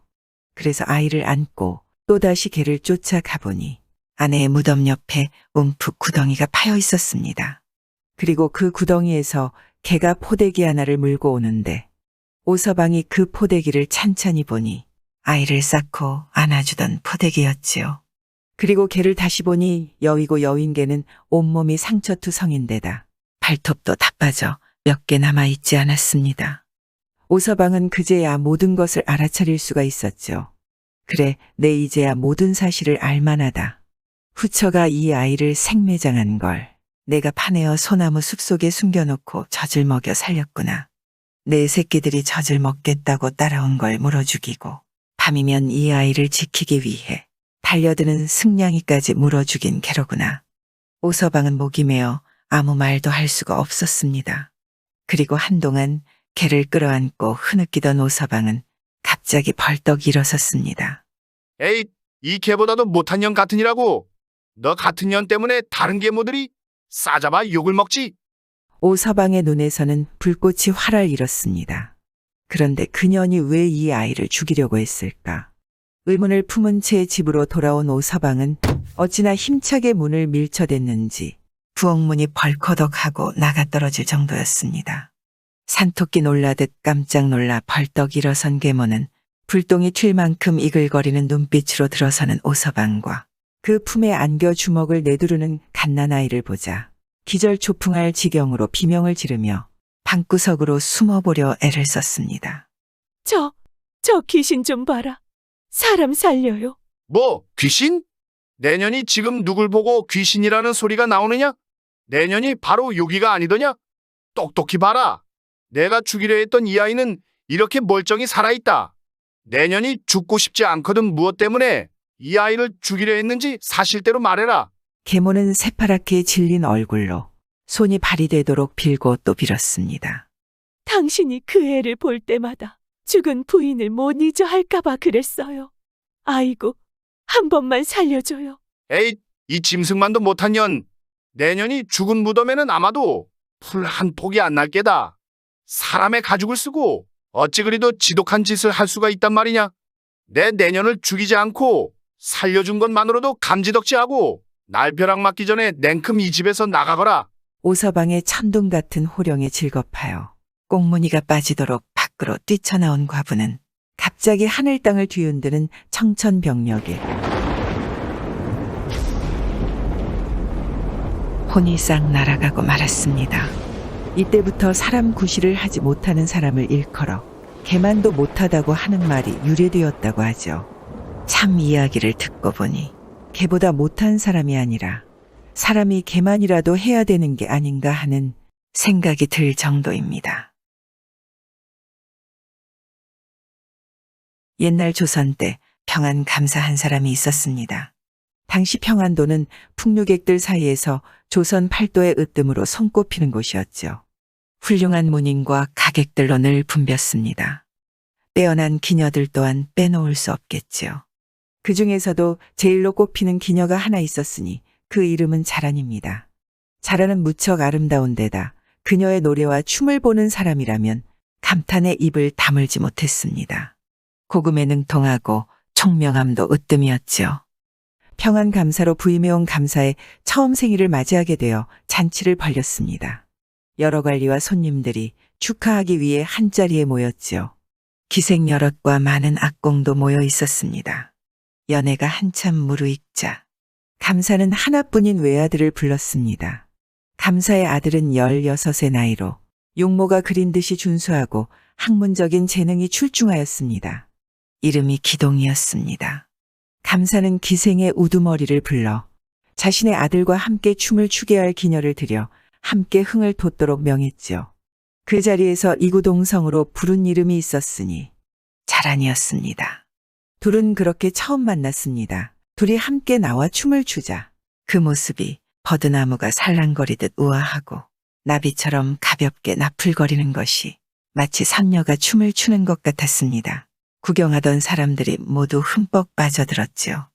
감사 또한 몹시 흡족하여 자란을 불러 연석에 앉히고는 연애를 함께 즐기게 했습니다. 그리고 그날 이후로도 그의 아들을 시중들도록 명하였습니다.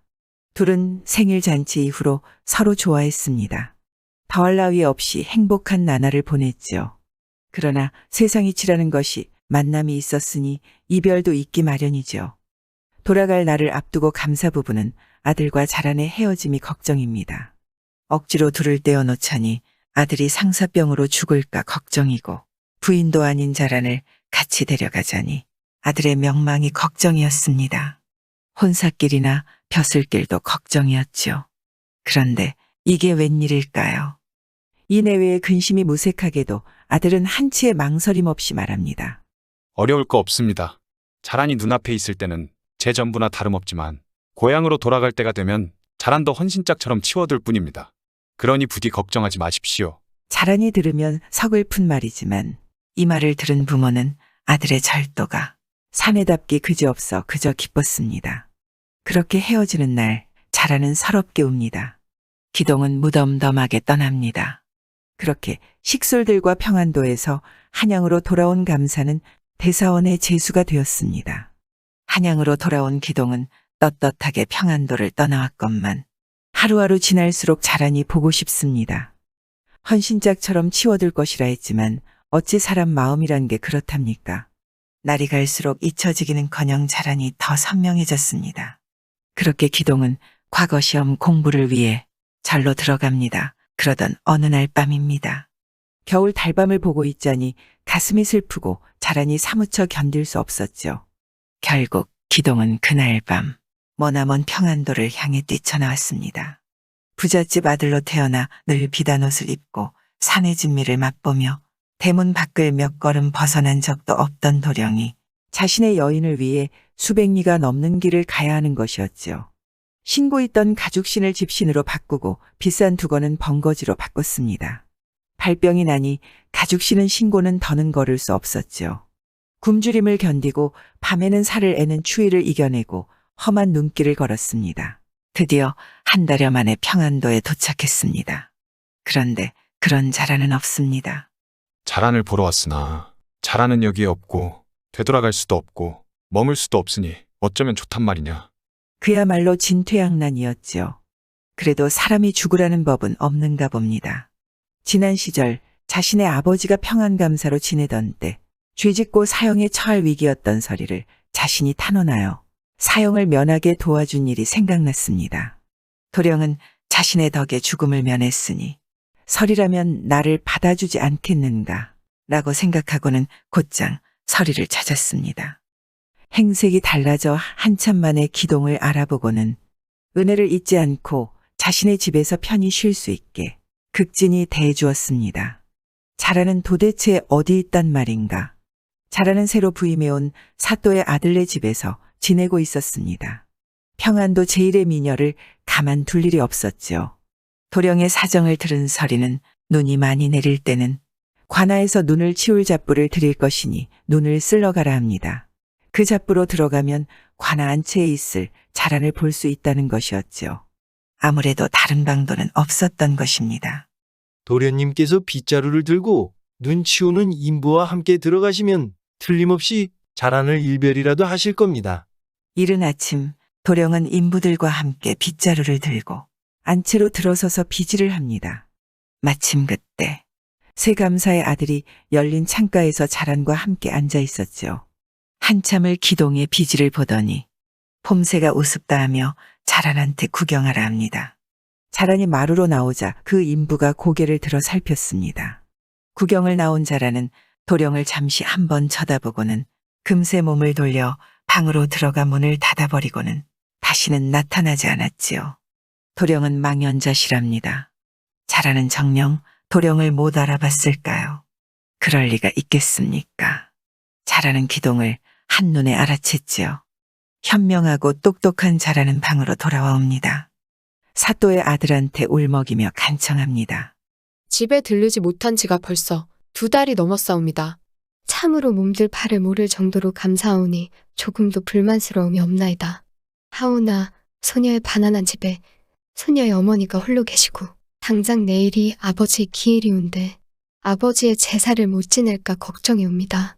자란의 사정을 딱히 여기고 음식까지 싸주며 집에 다녀오라 보내줍니다. 자란은 불이 나게 나와서는 기동을 찾습니다. 자란은 아침에 기동을 보고는 생각했습니다. 마땅히 죽는 날까지 절개를 지켜야 함에도 그러지 못한 자신을 천하게 여기지 않고 귀하게 태어나신 도련님이 갖은 고생을 하며 자신을 보러 와주었으니 평생 기동을 따르리라 마음먹었습니다. 그리고 하늘이 맺어준 인연이라 믿었지요. 도련님을 어디서 찾는단 말인가. 그때 문득 생각나는 곳이 있었습니다. 자라는 생각을 떠올리기 무섭게 설이의 집으로 나는 듯이 달려갔습니다. 그렇게 마침내 두 사람이 만났지요. 둘은 한참을 울기만 했습니다. 무슨 말이 필요하겠습니까? 만나긴 했지만 또 이젠 어찌해야 한단 말입니까? 두 사람은 고민하다가 결국 그날 밤 도망치기로 합니다. 자라는 옷가지와 폐물을 끌어모아 보따리 2개를 쌉니다. 그렇게 둘은 야반도주를 했지요. 몇 날 며칠을 마을에서 멀리 떨어진 산을 향해 걸었습니다. 둘은 버려진 총갈을 발견하여 보따리를 풀고 정착하였지요. 도령은 머슴 일을 했습니다. 난생 처음 일을 하니 하는 일마다 서툴렀지요. 반면 자란이 배짜기와 바느질에 능숙하여 생계를 꾸려나갔습니다. 젊은 부부가 열심히 사는 모습을 보고 마을 사람들도 따뜻하게 감싸주었지요. 하루아침에 사라진 자란과 기동은 죽은 사람이 되어 세상에 없는 사람으로 살고 있었습니다. 그러던 어느 날 자란이 말합니다. 서방님은 양반댁 자제지만 기생을 위해 집과 부모를 저버리고 부모님이 도련님의 생사도 모르시게 하였으니 불효가 이만저만이 아닙니다. 마땅히 부모님께 알려드려야지요. 우리가 고향에 돌아가지도 못하고 여기서 평생 살 수는 없는 노릇입니다. 어찌하는 게 옳겠습니까? 기동도령도 하나밖에 없는 자식으로서 불효를 한 것이 늘 가슴 아팠습니다. 과거의 잘못을 깔끔하게 고치고 앞날을 새롭게 열 수 있는 좋은 방도가 있다고 합니다. 이 방도를 행함으로써 서방님은 부모님께 효도하고 세상의 우를 떳떳이 드실 수 있습니다. 그 방도라는 것이 무엇일까요? 과거 시험을 치르는 것이었습니다. 본래 기동은 학문의 자질이 뛰어나고 문장을 쓰면 견줄 데가 없이 명필가였지 않겠습니까? 그런데 워낙 깊은 산골이다 보니 책을 구하는 것이 여간 어려운 일이 아니었지요. 그날 이후 자라는 길을 쓰고 마을 이웃들에게 책을 구하러 다닙니다. 그러던 어느 날 마침 마을에 온 행상한테서 책 한 권을 삽니다. 지성이면 감천이었을까요? 자란이 구한 책은 과거 시험 시제를 정리해 놓은 책이지 뭡니까? 기동은 그날부터 매일같이 열심히 공부했습니다. 밤이면 촛불을 켜고 공부했고 그 옆에서 자라는 바느질을 했지요. 그렇게 2년이 흘러 과거를 보러 집을 나섰습니다. 마침내 한양에 당도하여 궁궐의 시험장에 이르렀죠. 기동이 붓을 빼들어 일필지휘로 답안을 써 내려갑니다. 영감을 받은 기동의 글이 샘솟듯 흘러나왔죠. 가히 물 만난 물고기가 따로 없었습니다. 그리하여 시험을 마쳤습니다. 그때 이 시험장에 나와 있던 임금이 합격자를 발표하기 위해 수험자의 이름을 봉한 것을 열도록 명합니다. 열고 보니 기동이 장원급제를 한 것입니다. 임금이 이조 판서를 부릅니다. 장원급 제자가 경의 아들인 것 같은데 어찌하여 부친을 이조 판서가 아니라 대사원이라 적었는가? 이것이 어찌된 연유요? 임금이 기동의 부친에게 답안지를 건네자 이조 판서가 답안지를 받아들고 보더니 눈물을 흘리며 말하기를 신의 아들이 맞사옵니다. 3년 전 친구와 함께 과거 공부를 하기 위해 절에 들어갔사오나 어느 날 밤 사라졌사옵니다. 백방으로 수소문하였으나 그 이후로 소식을 듣지 못하여 호환을 당한 것으로 짐작하고 장사를 지내고 온 가족이 애도하였습니다. 타고난 재주가 뛰어난 아이를 허망하게 잃었으니 마치 어제 일인 듯 기억이 생생하여 잊을 수가 없었사옵니다. 그런데 이제 이 답안지를 보니 제 아들의 글씨가 틀림없습니다. 이 아이를 잃었을 때 제 벼슬이 대사헌이었으니 지금의 제 벼슬이 이조판서인 줄 몰랐을 것입니다. 그러나 아들이 지난 3년간 어디서 지냈는지 어떻게 과거를 치르게 되었는지는 알지 못하나이다. 임금이 이 말을 듣자 참으로 놀라 당장 장원급 제자를 대령케 했습니다. 그리고는 기동의 그동안의 사연도 모두 말하라 명했습니다. 기동의 말을 다 듣고는 지난날 자신의 잘못을 진심으로 뉘우치고 고치려 한 것이 갸륵했습니다. 장원급제를 하여 관원이 되었으니 여자에게 빠진 것을 책망할 필요는 없다 하여 아들의 저지른 과거의 허물을 용서하고 새 출발을 하도록 허하여 주었습니다. 그리하여 기동은 장원급제의 영광을 누리게 되었고 이조 판서는 살아 돌아온 아들을 제외했습니다.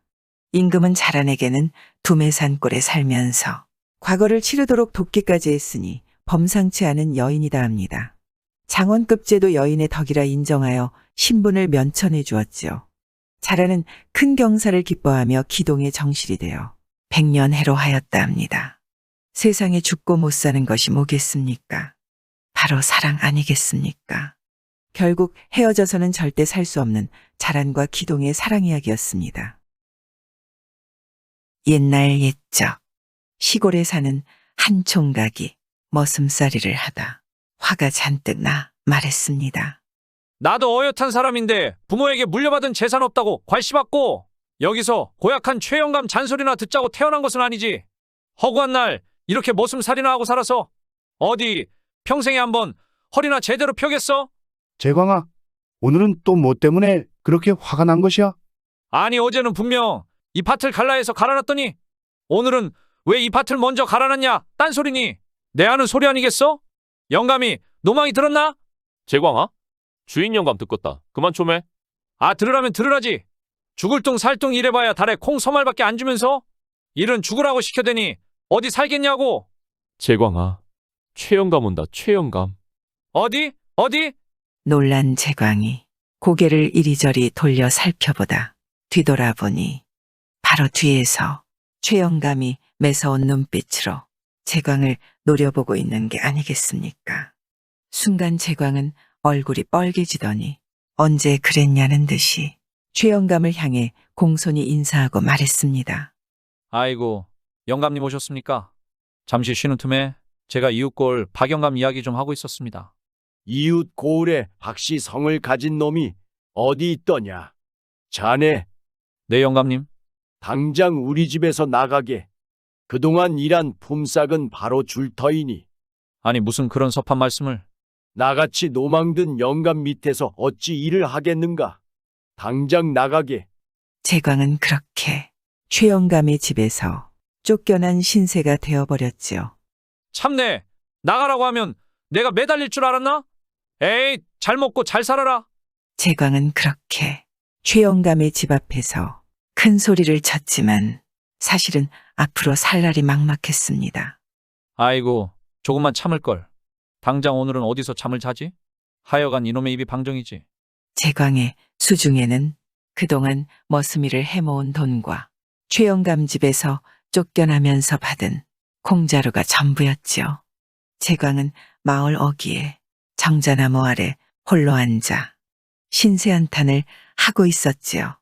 그런데 잠시 후 마을 어귀로 어디서 본 듯한 낯익은 사람이 들어오는데 재광이 앞으로 다가오더니 반갑게 인사하지 않겠습니까?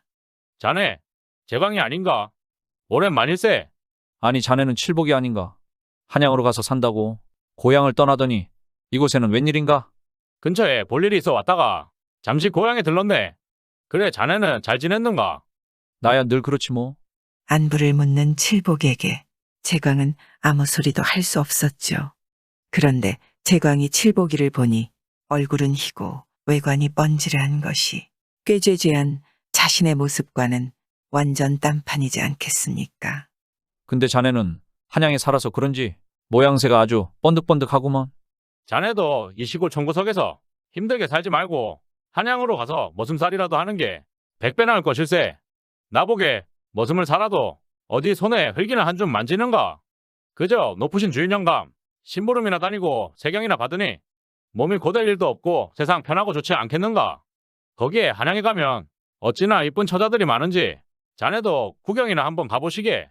칠복은 그렇게 재광 앞에서 한참을 한양 자랑을 하다 돌아갔으니 그 말을 들은 재광도 생각했지요. 그래, 나도 한양으로 가자. 여기서 이렇게 거지꼴로 살바해야 한양으로 가서 살아보자. 재광은 그 길로 가진 돈 전부를 들고 한양으로 향했습니다. 그리고 한 달여 만에 한양에 도착한 재광은 한양 땅을 보고 입을 다물지 못했지요. 사람 많지, 물건 넘쳐나지, 볼거리 수두룩하지. 한양은 어리숙한 시골 총각에게는 그야말로 신세계였습니다. 와, 한양에는 없는 게 없구나. 정말 칠복이 말대로 양반댁 머슴살이를 해서라도 한양에 살아야겠다. 재광은 일할 곳을 찾아 나섰지요. 하지만 한양이 어디 그리 호락호락한 곳이겠습니까? 재광은 일할 곳을 찾아 한양 구석구석 안 가본 데가 없었지만 아무도 허름한 차림의 시골 사람을 거들떠보지 않았지요. 그러는 동안 재광은 한 가지 배운 것이 있었습니다. 쥐뿔도 없는 빈털털이라도 잘 차려입고 어깨에 활을 메고 다니면 귀한 양반 대접을 받는다는 거였죠. 그래, 한양에서 살아가려면 옷차림새가 번듯해야 하는 거야. 재광은 가진 돈을 탈탈 털어 비단 옷을 사 입고 활을 사 둘러맸지요. 그랬더니 눈길 한 번 안 주던 사람들이 재광을 보며 살갑게 말을 걸어왔습니다. 어머, 도련님, 도자기 좀 보고 가세요. 나으리, 중국에서 들여온 비단옷 사세요. 재광은 어깨가 으쓱해져서는 한양의 장터 이곳저곳을 다니며 구경하였지요. 거지도 잘 입어야 빌어먹는다더니 옛말 틀린 것 하나 없네. 재광이 그렇게 비단 옷을 차려입고 어깨에는 활을 메고 한양 이곳저곳을 돌아다니는데 남산골로 가는 길가에 죽어있는 꿩 2마리를 발견하였지요. 아니, 왜 이런 곳에 꿩이 죽어있지? 재광은 꿩 2마리를 화살 하나에 꿰어들고서는 제가 사냥한 것 마냥 들고 다니다 배가 고파 주막으로 들어갔습니다. 그런데 주막 주인이 호들갑을 떨며 이렇게 말하지 않겠습니까? 어머나, 화살 하나로 꿩 2마리를 잡은 것이에요? 이 나으리가 바로 명궁이구려, 명궁. 주막 안의 사람들이 그 소리를 듣고 하나 둘 모여들더니 한 화살에 꿰인 꿩을 보며 칭송하였습니다. 거참 대단한 활솜씨요. 그러게 말일세. 이런 활솜씨는 본 적이 없어. 재광은 사실이 아니라고 말하고 싶었으나 주변에서 워낙에 호들갑을 떨어대니 그저 웃고만 있었습니다. 그런데 그때 주막 한켠에서 밥을 먹고 있던 사내가 재광에게 다가와 말했습니다. 참으로 신궁이요. 지금 바로 김정승 댁으로 가보시오. 가면 좋은 일이 생길 것이오. 그게 정말입니까? 그렇소. 서둘러 가보시오. 가서 종사관 윤시영의 소개로 왔다 하시오. 재광은 사내의 말을 김정승 댁에서 좋은 일자리를 얻을 수 있다는 것으로 알아듣고는 물어물어 김정승 댁으로 찾아갔습니다. 이보시오. 여기가 김정승 댁이요? 네, 맞습니다. 어인 일이신지요? 종사관 윤시영의 소개로 김정승 어른을 뵈러 왔소. 네, 사랑해서 잠시만 기다려 주십시오. 비단옷을 입고 화를 맨 재광이 정승집 문지기에게 종사관 윤시영의 이름을 대자 문지기는 재광을 깍듯이 맞아 사랑으로 안내하였습니다. 역시 사람은 차림새가 중요한 것이네. 저 문지기도 나를 이제는 존귀하게 대접하니. 잠시 후 사랑의 문이 열리고 김정승이 방으로 들었습니다. 그래, 윤종사관의 소개로 왔다고? 네, 그러합니다. 재광은 속으로 드디어 정승집에서 머슴이를 얻을 수 있겠다 생각했지요. 하지만 김정승은 자리에 앉으며 재광이 메고 온 활을 응시하며 말했죠. 아이고, 내 말 좀 들어보시게. 네, 뭐든지 하명하여 주시옵소서. 그래, 고맙구만. 우리 집 후원에 커다란 감나무가 있지 않겠는가? 그런데 최근 몇 해 동안 웬 부엉이가 한 번씩 날아와 울어대는데 그럴 때마다 식솔 중에 하나가 꼭 병에 걸리거나 집안에 우환이 생겼는데 올해는 부엉이가 매일 같이 찾아와 울어대더니 내 걱정이 이만저만이 아닐세. 명궁이란 명궁들이 모두 우리 집을 다녀갔지만 그 부엉이가 얼마나 날쌘지 그 누구도 부엉이를 쏘아 마치지 못했다네.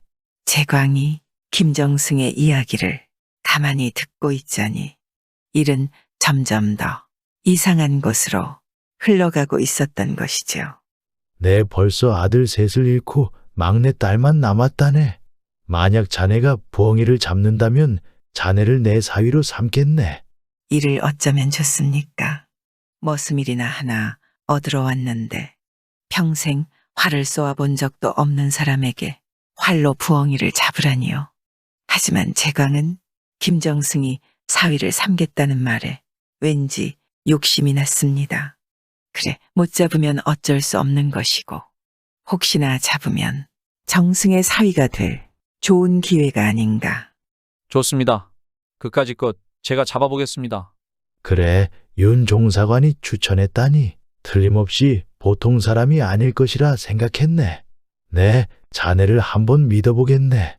걱정 마십시오. 재광은 그렇게 정승에게 찰떡같이 약속하고 손에는 활을 쥐고 후원에서 부엉이가 나타나기만을 기다렸습니다. 그런데 막상 활 시위를 당겨본 적도 없는 재광이 어찌 난다 긴다 하는 명궁들도 못 잡은 부엉이를 쏘아 마칠 수 있겠습니까? 재광은 후원 한쪽에 앉아 고민에 고민을 거듭하다 무릎을 탁 쳤습니다. 맞아, 부엉이를 꼭 활로 잡으란 법은 없지? 재광은 밤이 될 때까지 멍하니 감나무만 바라보다 옷을 훌을 벗고는 온몸에 시커먼 먹물을 발랐습니다. 그러고는 조심히 감나무에 올라 감 하나를 물고는 양팔을 벌리고 있었죠. 얼마 뒤 하늘에서 부엉이가 푸드득 날아오더니 재광의 팔에 살포시 내려앉는 게 아니겠습니까? 순간 재광은 그때를 놓칠세라 양손으로 부엉이를 재빨리 잡아채더니 부엉이의 몸에 화살을 박아 감나무에 꽂아 놓았습니다. 이튿날 아침 부엉이가 옳지 않아 잠을 푹 잤던 김정승이 웬일인가 싶어 후원으로 나와보니 감나무에 죽은 부엉이가 화살을 맞아 매달려 있질 않겠습니까? 참으로 훌륭하고 놀라운 재주로다. 하늘이 내려준 명궁이로구나. 김정승은 기뻐하며 그날로 재광을 사위로 삼았습니다. 그리고 새신랑이 된 재광은 김정승의 막내딸과 알콩달콩 잘 살았죠.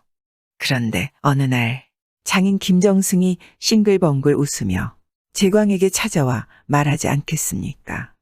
여보게 사위, 곧 활쏘기 대회가 열린다네. 거기서 장원을 하면 무관의 벼슬도 준다니 꼭 나가보도록 하게. 다들 자네가 당연히 조선제일의 명궁이라 하지 않는가? 마른 하늘에 날벼락이지 않겠습니까? 조선 제일의 명궁이라 소문이 났으니 대회에 안 나갈 수도 없고 재광은 어쩔 수 없이 장인의 등에 떠밀려 대회에 참가하게 되었습니다. 그리고 김정승과 재광의 아내도 그 뒤를 따라 대회장으로 구경을 갔지요. 그렇게 활쏘기 대회가 시작되었습니다. 그런데 막상 대회가 시작되니 재광은 깜짝 놀랐습니다. 참가자들이 활을 쏠 때마다 화살이 싱싱 날아가 관역 한가운데에 박히는 게 아니겠습니까? 아, 이제 와서 도망칠 수도 없고 이 일을 도대체 어쩐단 말이냐? 재광은 걱정이 이만저만이 아니었습니다. 그리고 잠시 후 재광의 차례가 되었지요. 그런데 재광은 막상 활을 어떻게 쏘는지 몰라 활시위만 잔뜩 당기고는 손에서 놓지 못하여 마냥 서 있었습니다. 서방님, 얼른 솜씨를 보여주세요. 아내와 장인이 힘차게 응원을 해도 재광이 활시위만 당기고 놓지 않고 있으니 기다리다 못한 장인이 슬며시 다가갔습니다. 이 사람아, 어서 활을 쏘아야지. 김정승이 답답하여 재광의 등을 친다는 것이 잘못하여 재광의 팔을 툭 건드렸습니다. 순간 재광이 손에서 활시위를 놓쳤고 화살은 하늘로 휙 날아갔죠. 그런데 세상에 이런 우연이 또 있을까요? 때마침 솔개 2마리가 하늘을 날고 있었는데 그 중 한 마리가 화살에 맞아 떨어진 게 아니겠습니까? 재광이 가슴을 쓸어내리며 생각했지요. 그래, 사람이 죽으라는 법은 없구나. 재광은 갑자기 태도를 바꿔 큰 소리로 투덜댔습니다. 에이! 장인어른이 제 팔만 건드리지 않았어도 한꺼번에 솔개 2마리를 잡았을 텐데 이제 다시는 활을 쏘지 않겠습니다. 더 이상 살생을 하지 말라는 하늘의 뜻인 것 같습니다. 재광은 그러고는 2번 다시 활을 잡지 않았다 합니다. 그런데 그의 활 솜씨를 제대로 본 사람은 없는데 조선 제일의 명궁 소리를 들으며 평생을 잘 먹고 잘 살았다니 사람은 아니다 해도 잘 차려입고 스스로 명성을 쌓아가며 살아야 하나 봅니다. 옛날 옛적 어느 고을의 젊은 선비가 살았습니다. 그의 집안은 고을에서 이름난 양반가로 먹고 입고 쓰기에 부족함이 없는 집안이었죠. 다른 양반 집안의 자손들이 그러하듯 선비는 어릴 적부터 글 공부에 전념하였으나 과거와는 인연이 없었습니다. 그러던 어느 날 선비는 강원도의 깊은 절로 3년간의 글 공부를 떠나기로 하였죠. 몸조심히 잘 다녀오너라. 네, 어머니. 제 걱정은 마시고 어머니께서나 건강 잘 챙기시고 계십시오. 그래, 내가 돌아오는 날까지 나도 잘 지낼 터이니 집안 걱정은 접어두고 글 공부에만 매진하거라. 네, 어머니. 그럼 소자 이만 떠나도록 하겠습니다. 선비는 말을 타고 먹새라는 머슴을 데리고 강원도로 떠났습니다. 산 넘고 물 건너 가기를 열흘 남짓 갔을까요? 어느 산에 이르렀을 때 갑자기 하늘에 구멍이 난 듯 굵은 빗방울이 거세게 쏟아지기 시작했습니다. 말을 타고 가던 선비와 그를 따르던 먹새는 오래된 고목 아래로 가 쏟아지는 비를 피했지만 거세게 내리는 빗줄기를 피하기에는 역부족이었습니다. 선비뿐만 아니라 말과 머슴 먹새도 온몸이 흠씬 젖었습니다. 아이고, 이를 어쩐단 말이냐. 산중이라 비를 피할 민가도 한 채 없으니. 선비의 말에 아까부터 먹새는 묵묵부답입니다. 야, 이놈 먹새야. 왜 태꾸가 없느냐? 선비는 먹새의 등을 치며 물었죠. 그런데 이게 웬일입니까?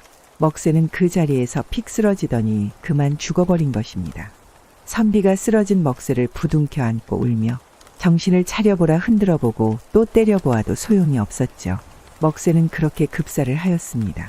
선비는 먹새의 시신 위에 돌을 쌓아 무덤을 만들어주고 다시 길을 떠났습니다. 그런데 얼마 안 되어 그가 타던 말도 쓰러지더니 그만 죽어버렸죠. 이쯤 되니 선비는 빗속에서 죽음의 공포에 떨다 방향감마저 잃고 산속을 헤매이게 되었습니다. 선비는 어찌할 것인지 어디로 가야 할 것인지도 몰라 걸음을 멈추고 펑펑 울었죠. 바로 그때 굵은 빗방울 사이로 밝은 빛이 보이는가 싶더니 백발의 노인이 눈앞에 나타났습니다. 이복의 젊은이, 이 깊은 산 중에서 왜 혼자 울고 있는 것인가? 선비는 자신의 상황을 이야기하며 이 숲에서 빠져나갈 길을 물었죠. 노인은 선비의 말을 듣고 치근한 듯 지팡이를 들어 소나무 숲을 가리키며 말했습니다. 저쪽 바로 저 소나무 숲 너머에 있는 저 시냇물을 죽 따라 내려가면 사람들이 있는 집에 도달하게 될 게야. 고맙습니다. 고맙습니다. 선비는 노인에게 허리 굽혀 몇 번이고 고맙다 인사하고 노인의 지팡이가 가리킨 곳으로 달려갔죠. 그리고 노인의 말대로 소나무 숲으로 들어가니 숲은 온통 거대한 나무들로 빽빽이 차 있을 뿐 아니라 풀도 무성하여 한치 앞을 분간하기 어려웠습니다.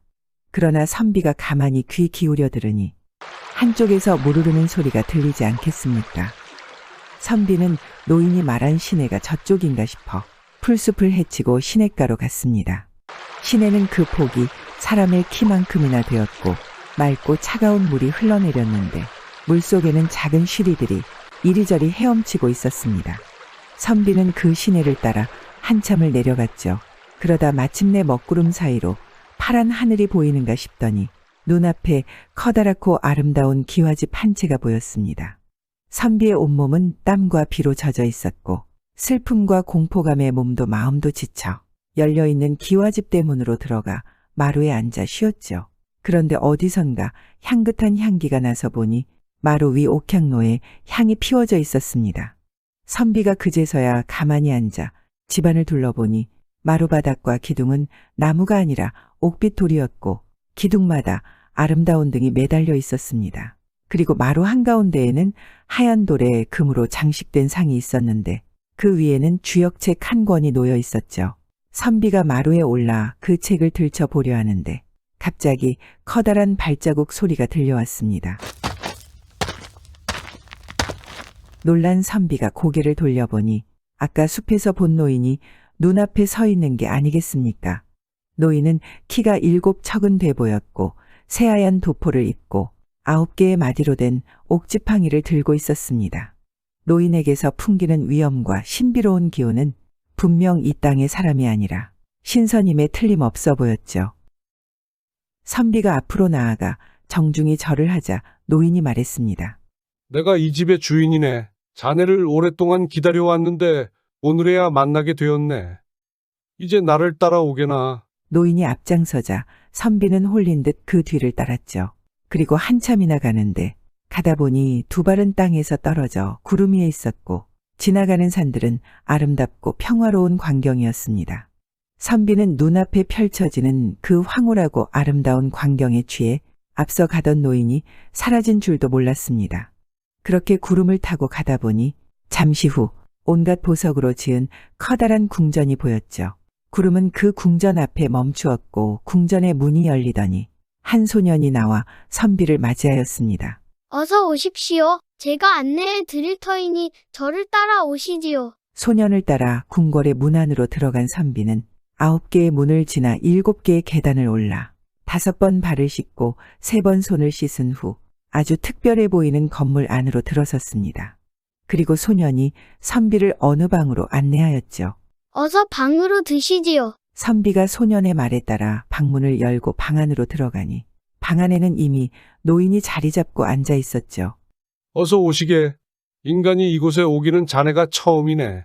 9개의 문을 지나 인간 세계의 번뇌를 지우고 7개의 계단을 올라 그 죄를 벗어놓았고 5번 발을 씻고 3번 손을 씻었으니 이제 신선의 세계에서 머물 수 있는 것이네. 선비는 신선이라는 말에 두려움이 들어 감히 눈을 치켜뜨지도 못하고 있었습니다. 잠시 후 진수성찬이 차려진 상이 방으로 들어왔죠. 자, 시장할 테니 맛있게 드시게. 선비는 마침 배가 고팠던 터라 이것저것 세상에서 보지도 듣지도 못한 맛있는 음식을 마음껏 먹었죠. 숲에서 길을 잃은 저를 이리 따뜻하게 맞아주시고 대접해 주시니 이 은혜를 어찌 보답해야 할지 모르겠습니다. 뭐 은혜랄 거 있는가? 다 만날 인연이라 만난 것이니. 그런데 내게 혼기를 맞은 딸이 있는데 아무리 사윗감을 찾아보아도 당최 마땅한 사람이 보이지 않으니 자네가 내 사위가 되어서 여기 살아주게나. 신선의 사위가 되라니 놀란 선비는 묵묵부답으로 말없이 앉아 있었습니다. 그러자 노인이 고개를 돌려 명하였죠. 아이들을 불러들여라. 잠시 후 12서너 살쯤 되는 두 소년이 뛰어들어와 노인 옆에 앉았습니다. 그들의 얼굴은 아름답고 우아하며 보석처럼 빛났죠. 노인은 그들을 가리키며 선비에게 말하였습니다. 이들이 내 아들들이네. 얘들아, 이 젊은이는 내가 사윗감으로 택한 사람이다. 그러니 혼례 날짜를 길일로 택하여 알려다오. 그 말에 두 소년은 그들의 손가락으로 날짜를 계산하더니 말했죠. 아버지 내일이 길일입니다. 뭐라? 그거 참 잘 되었구나. 갑자기 혼례를 치르라니 당황스러워하는 선비가 거절할 틈도 주지 않고 노인이 말을 이었죠. 혼례 날짜는 내일로 하기로 하고 이제 자네는 때가 올 때까지 객실에서 기다리게 해. 노인이 다시 하인을 부르자 한 여인이 방으로 들어왔는데 공기처럼 가벼운 옷을 입고 용모가 매우 우아했습니다. 이 젊은이를 객실로 안내하여 혼례식 전까지 극진히 대접하라. 하인은 노인의 말에 따라 선비를 안내했죠. 그리고 선비가 하인을 따라 문 밖으로 나가니 호화스러운 가마가 준비되어 있었고 그것을 타고 한참을 가니 또 하나의 아름답고 우아한 궁전에 이르렀습니다. 궁전의 대문을 지나니 아름다운 나무들과 온갖 꽃들이 싱그러운 향기를 내는 정원이 있었고 그곳을 지나 집 안으로 안내되었죠. 집 안에는 여러 하인이 다시 선비를 맞이하였고 따뜻한 물을 준비해 선비를 목욕시키고 보석으로 만든 상자에서 아름다운 옷을 꺼내어 선비에게 입혀주었습니다. 그리고 이튿날 아침이 되어 선비가 다시 목욕을 하고 아름다운 예복을 입고 가마를 타니 많은 하인들이 그의 뒤를 따라 노인이 있던 궁전으로 갔습니다. 그곳에서는 혼례식을 위해 모든 준비를 끝내고 신랑을 기다리고 있었죠. 잠시 후에 보석으로 치장하고 금으로 술을 놓은 아름다운 옷을 입은 신부가 궁전 안을 환하게 비추며 시녀들의 시중을 받아 나타났습니다. 선비가 앞으로 다가가 신부를 보니 신부는 그 많은 여인들에게 비교할 수 없을 만큼 아름답고 우아해서 그의 눈을 부시게 했죠. 그리고 혼례식이 진행되었습니다. 그 예식은 인간 세상에서 행하던 것과 거의 비슷했죠. 식을 마치고 선비는 신랑 방으로 돌아갔습니다. 수놓은 커튼과 병풍, 비단 옷들, 보석으로 된 방바닥, 이 모든 것들은 인간들의 세상에서는 본 일이 없는 것들이었죠. 둘째 날 선비의 장모가 그를 불러들였습니다. 그녀의 나이는 30대쯤 되어 보였고 그녀의 얼굴은 갓 피어난 연꽃과도 같았죠. 거기에 큰 잔치를 벌이고 많은 손님들을 초대하였습니다. 그리고 인간 세상에서는 들어보지도 못한 아름다운 음악 소리가 흘러퍼졌습니다.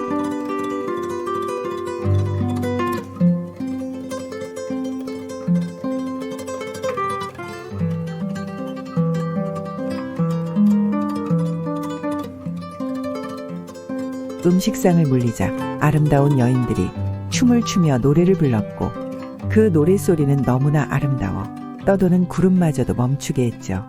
시골에서 자라 궁궐이라고는 구경 한번 못 해본 젊은 선비가 갑자기 신선들을 만나 그들과 함께 호사스러운 생활을 하니 선비는 이것이 꿈인지 생시인지 분간을 하지 못했고 꿈에서 깨어날까 불안하기까지 하였습니다.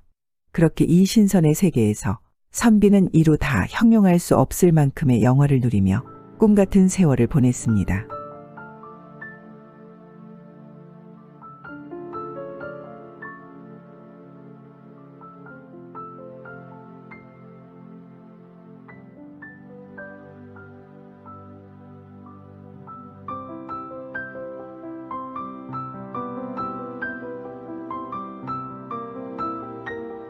어느덧 인간 세상의 시간으로 3년의 세월이 흘렀고 선비는 두 아들을 두었죠.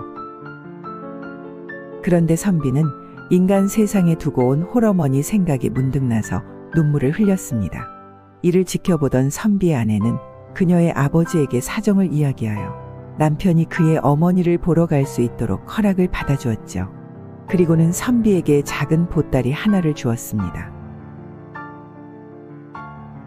선비가 장인에게 작별 인사를 하러 갔을 때 장인이 말하였죠.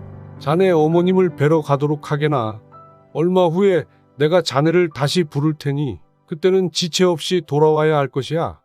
네, 그리하도록 하겠습니다. 선비가 장인에게 절한 후 9개의 대문을 지나 궁 밖으로 나와 보니 등에 낡은 안장이 있는 야위고 불쌍하게 보이는 말이 한가로이 서 있었습니다. 자세히 보니 그 말은 그 전에 죽은 그의 말이었고 그 옆에는 죽은 그의 머슴이 서 있었죠. 아니 먹센 내가 여길 어떻게 왔느냐? 제가 도련님과 함께 길을 가고 있었는데 어떤 이가 나를 잡아다가 이곳에 데려다 놓았습니다. 저는 그 이유를 알 수는 없었고요. 여기서 오랫동안 있었구만요. 선비가 반가운 마음에 먹새를 껴안으니 먹새는 도무지 영문을 몰라 할 뿐이었죠. 그리고 그들은 다시 걸었습니다. 그리고 얼마 안 가서 그 아름다운 세계는 사라지고 그들 앞에 나타난 것은 안개와 가시덤불과 절벽이었죠. 선비는 신선의 세계를 향해 돌아보았으나 부인과 자식들 그리고 꿈 같은 세상 모든 게 사라져버려서 너무 실망하여 울었습니다. 그리하여 다시 열흘 남짓을 걸어 마침내 선비는 그의 집에 도착했죠. 그의 집에는 시끄러운 구판이 벌어지고 있었습니다. 3년 전 과거 공부를 하겠다 나간 아들이 깜깜무소식이니 그 어머니의 마음이 어떠하였겠습니까? 매일같이 아들을 찾게 해달라 치성을 드리고 급기야 무당을 불러다 놓고 구판까지 벌인 것이죠. 그런데 그 아들이 대문을 열고 들어오니 그 어머니와 식구들은 놀라 자빠질 지경이었습니다. 아이고, 이놈아 어디를 갔다 이제 오는 것이냐. 이 애미가 얼마나 찾았다고. 어머니. 아들과 그 어머니는 부둥켜 안고 한참을 울었습니다.